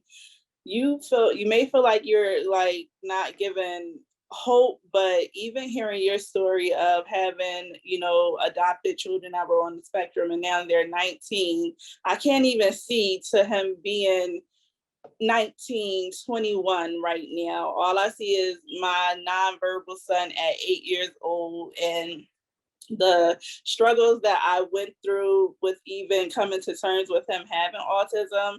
He was diagnosed with autism at 3 years old. And even before 3, I kind of had it in my mind that something was going on, but I was listening to my husband, and he said that the boys in his family started talking late. And for me, I'm like, okay, as a mom, I want to hope that's what's going on. But in my heart, I knew something else was going on. So, I'm talking to the doctors and everything, but I don't want to get the test done at, when I really initially could have had the test done. So, he's 3 years old, and now I'm ready. Let's get the test done. And then the diagnosis come back that he's nonverbal and he has autism. And I really just felt guilty that I didn't do it sooner. And I felt like it was something that I did that caused him to be autistic, which I know now that there was nothing that I could have done to prevent him from being autistic. And I just felt really lonely. There wasn't anyone in my family who had a child that was on the spectrum. So for me, it was like isolation. And I kind of put myself in an isolation where I had a group of friends, I think it may have been 5 of us. We all worked together. We were pregnant at the same time. We all had boys. And I was the last one to have my son, which he was born early. And, you know, their sons are hitting milestones and I don't see those same milestones. So it kind of made me close myself off.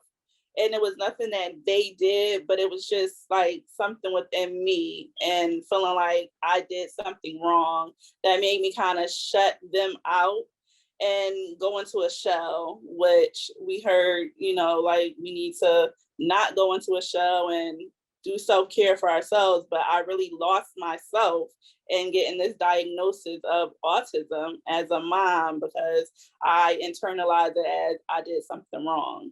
And I didn't have a support system. Well, I did have a support system, but they didn't really understand where I was coming from and my feelings on the subject. And, you know, the thing that made me cry the most was, what am I going to do when I'm not here and who's going to take care of my son? So speaking of death, for me would instantly bring me to tears. And I'm surprised that, you know, I've come so far because I can talk about it a little bit now and not cry, but it does make me emotional. So I started an organization called Mom's Little Corner to bring awareness to autism and just a space for moms. Well, it initially started off as moms, but I'm opening up to fathers too, because yes, I am a mother, but there's fathers going through the same thing that I went through. They don't have anyone to speak to, or, you know, they feel alone in the situation. So some of the things that I really wanted to share was with parents who are just getting that diagnosis of autism. One, you need to educate yourself on the spectrum. It's a broad thing. So you have to educate yourself, be it reading books, talking to someone. So for me, that's been a big thing, educating myself on everything I can about autism. And then knowing that my son is the same person that I birthed, and he's the same little person that he was before he got the diagnosis. Yes, he has autism, but that's not all that he is. And then the third thing that I wanted to say to a parent who just found out that their child has autism is to find the support groups, because they're out there. And you may feel like you're alone, but there's so many people that are going through the same emotions, the guilt, you know, hurt, loneliness. So I would say find a support group, because there's so many out there.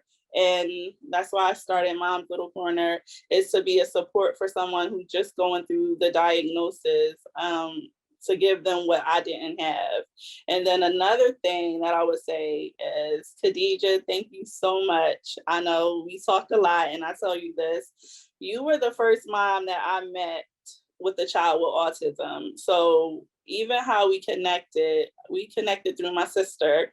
And when I found out that she had 2 sons on the spectrum, I immediately emailed her or DM'd her, and I was just telling her, like, we have to communicate, because I don't know anyone else who has children on the spectrum. So it just felt like a breath of fresh air, just to like know that somebody else is really going through the same thing that I'm going through. Thank you so much, Evelyn. Zalika, you want to introduce yourself, and then I have 2 more questions, and anybody can answer, any of the specialists or anybody, a parent, if you have, you know, some experience with it. Hi, everyone. My name is Zulika Williams, and thank you, Khadija, for having me. I really appreciate everything you're doing, from one autism parent to another. Like, we need each other. We need the community. So my son, he's 4 years old. He's autistic. He's actually about to turn 5. He's nonverbal. He has self-injury, feeding difficulties. He uses the AAC device to communicate. So I post a lot on TikTok.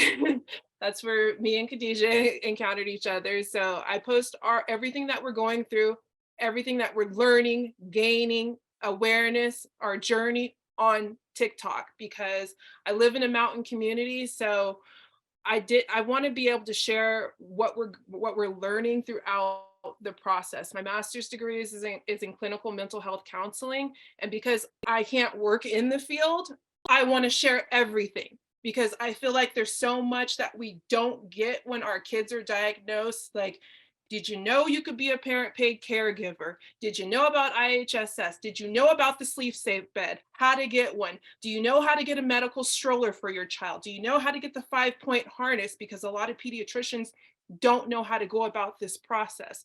So everything that I learn and gain, I post it on TikTok. I post exactly how to do these things because we as parents need this information. And as far as the support groups that you guys, that we're talking about, this is a support group in itself right here. This is all love right here. I started a support group in our community because we didn't have that. How did I do that? I went to the building that has support groups and I said, well, what about us? What about people who are disabled? Where can they go? Where can the parents go? Where can the families go? So that's how I started that support group. So I think it's just really important for all of us to keep coming together and sharing the knowledge and sharing, okay, this is how you do this, or this is what I did next, or this is what I've learned about my son. So for instance, with my son, I was actually on another podcast, on Mary Barbera's podcast, and we were talking about my 4-year-old Maddox and how he's constantly mouthing, constant. And she's a BCBA and a nurse. And so she brought up the fact that this is not actually classic autism behavior, just a lot of autistic children do this. So have you thought about getting your child tested for heavy metals? The next day I was at the doctor's office. I got him tested for heavy metals.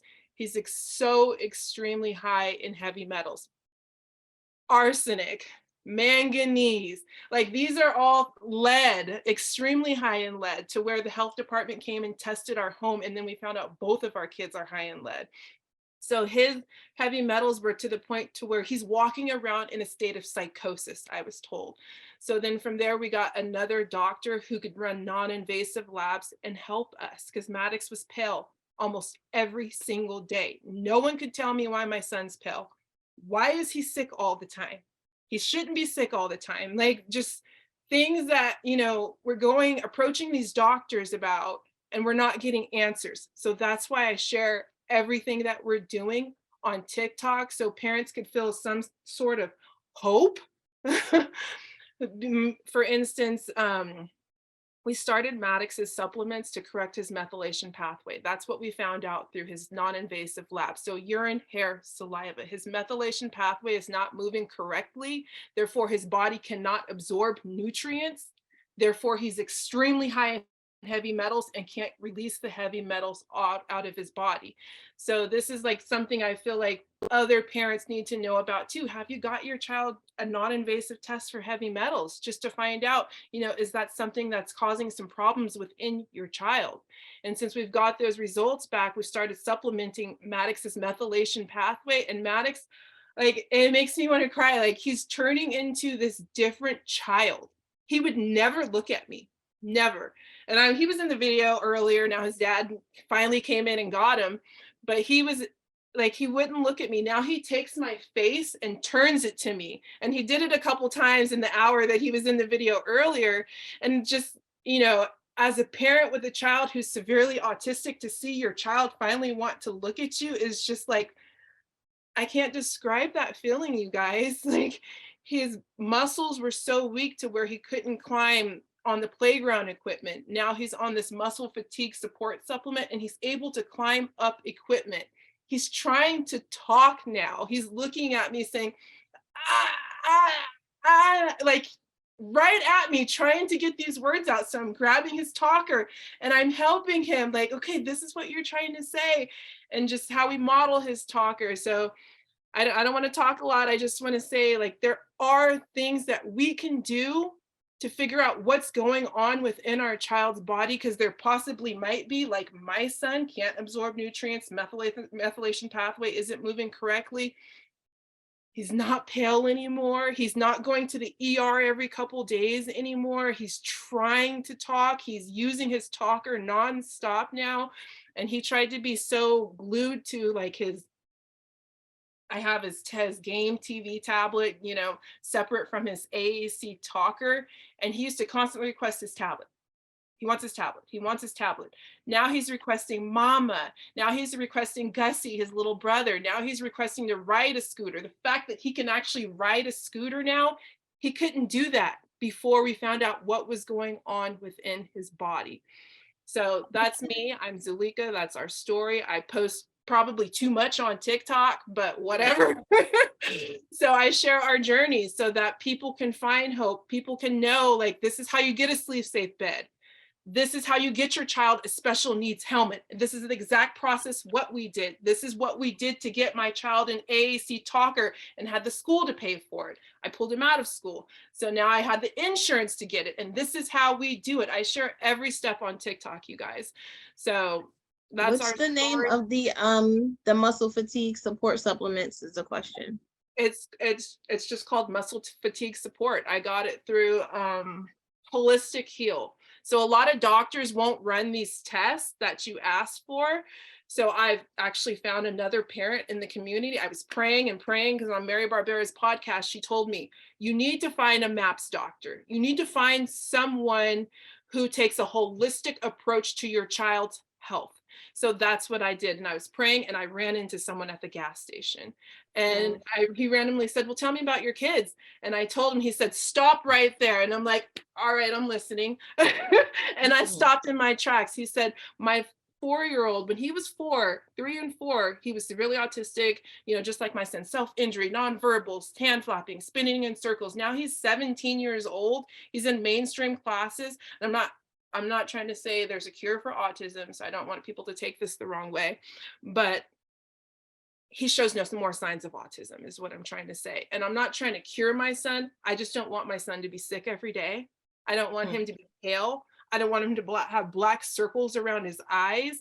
Like, so just thank God that we now have this doctor. We go through Nancy Mullen, and yeah, we got to pay out of pocket, but she takes a holistic approach to his health. And we're doing the non-invasive test through Holistic Heal, who our doctor makes no money off of. She just really likes this site, and that's where we also order our supplements from as well too.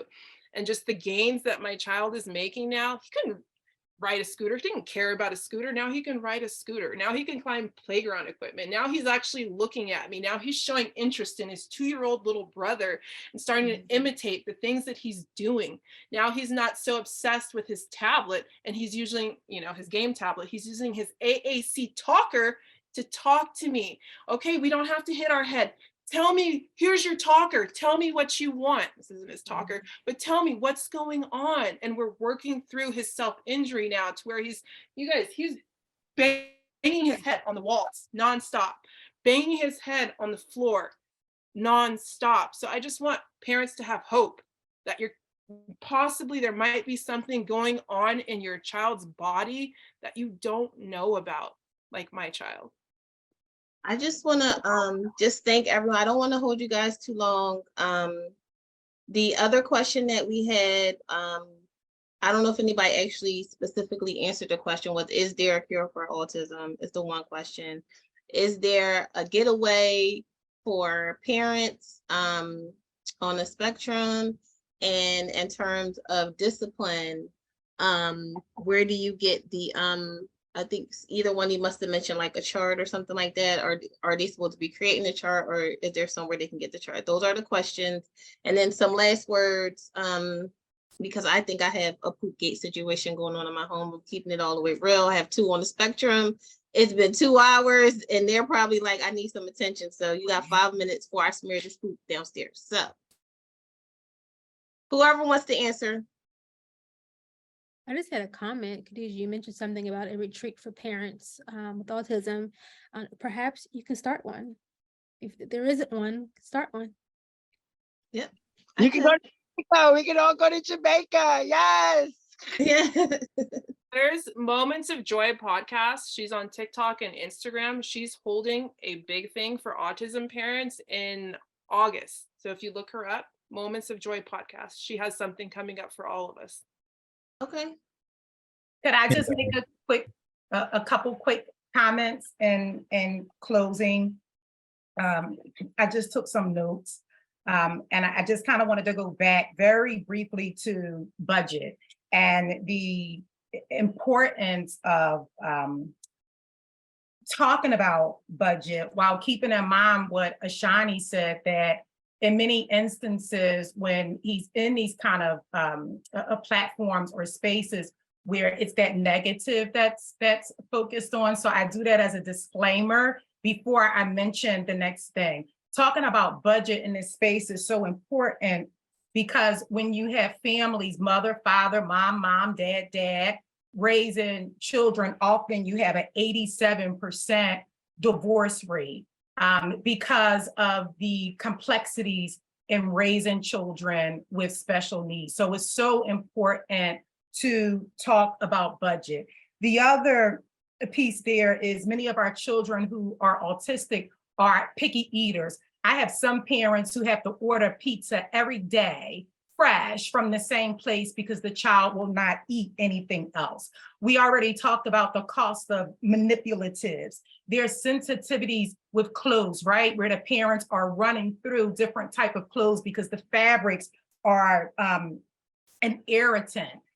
Early intervention, for those of you that are in Pennsylvania, and perhaps it's the same rule of thumb for other states, but when the child has what's called the IFSP, then often they are eligible, well, not often, they're eligible for Medicaid, regardless of the parent's income, because it is a loophole. So again, if your child has an IFSP, then automatically you're eligible for the state benefits with medical benefits where they are not at all looking at the parent's income.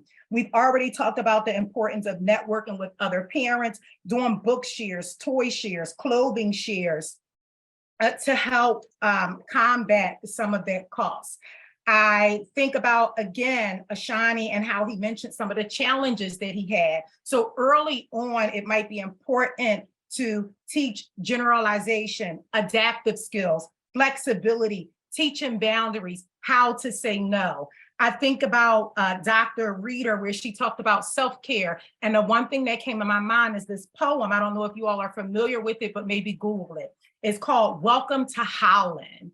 And Welcome to Howland is about a parent who, she used this scenario of her planning to prepare to go to Italy, right? And shopping for Italy, learning the language that they speak in Italy, get on a plane and land in Howland. And she compared that to her experience of planning to have a typical child, a neurotypical child, and actually not, but the embers. And then my final point, please, to Ms. Cynthia, thank you so much. I heard you when you said that the professional experience, right? It is appreciated, but it doesn't help much with the practical piece, right? Because you all are living it and breathing it day after day. One thing that I try to teach often and always to clinicians that I'm responsible for is to value the family,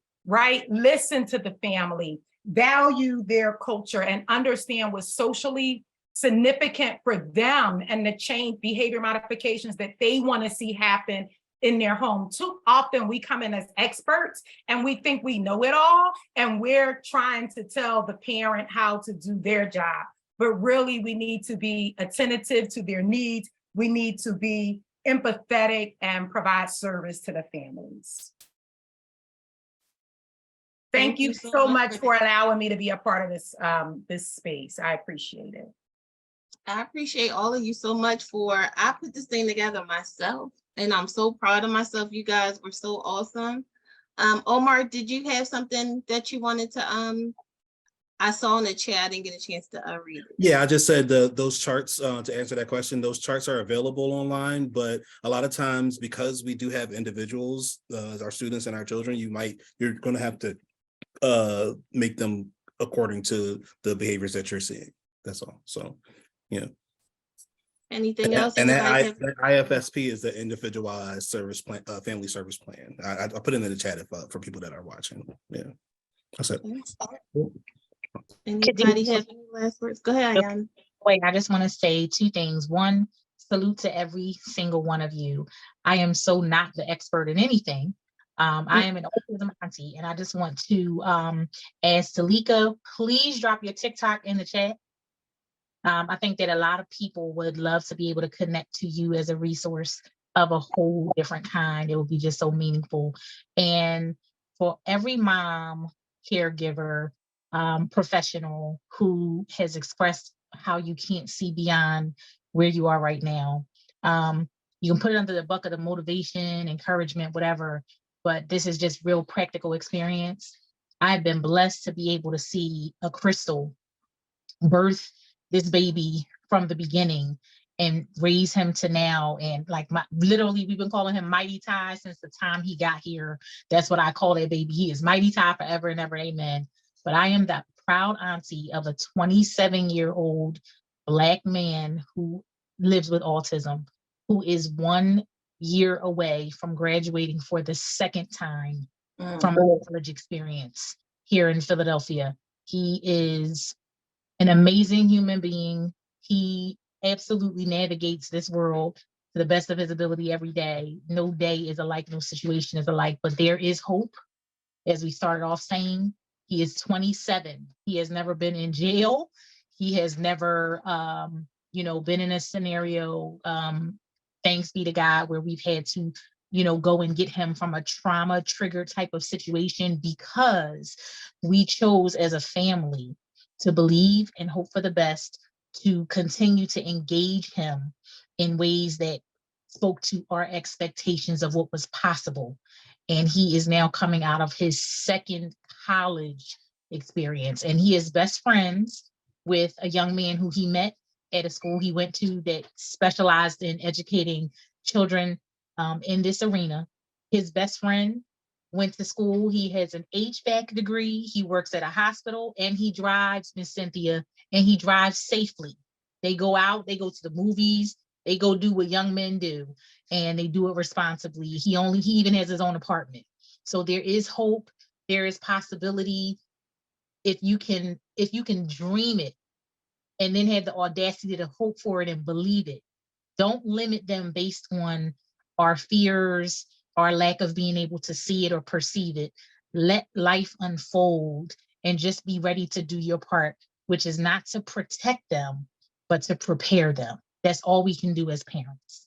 I am a mom, but my baby is not the one on the spectrum my nephew is. But I've learned that lesson, and I hope that that will help all of us to remember that when those moments where we want to beat ourselves up, it's not your job to protect them. That is God's job. Our job is to prepare them. That is all that we are equipped and able to do. Drop your TikTok, Zalika. I need that.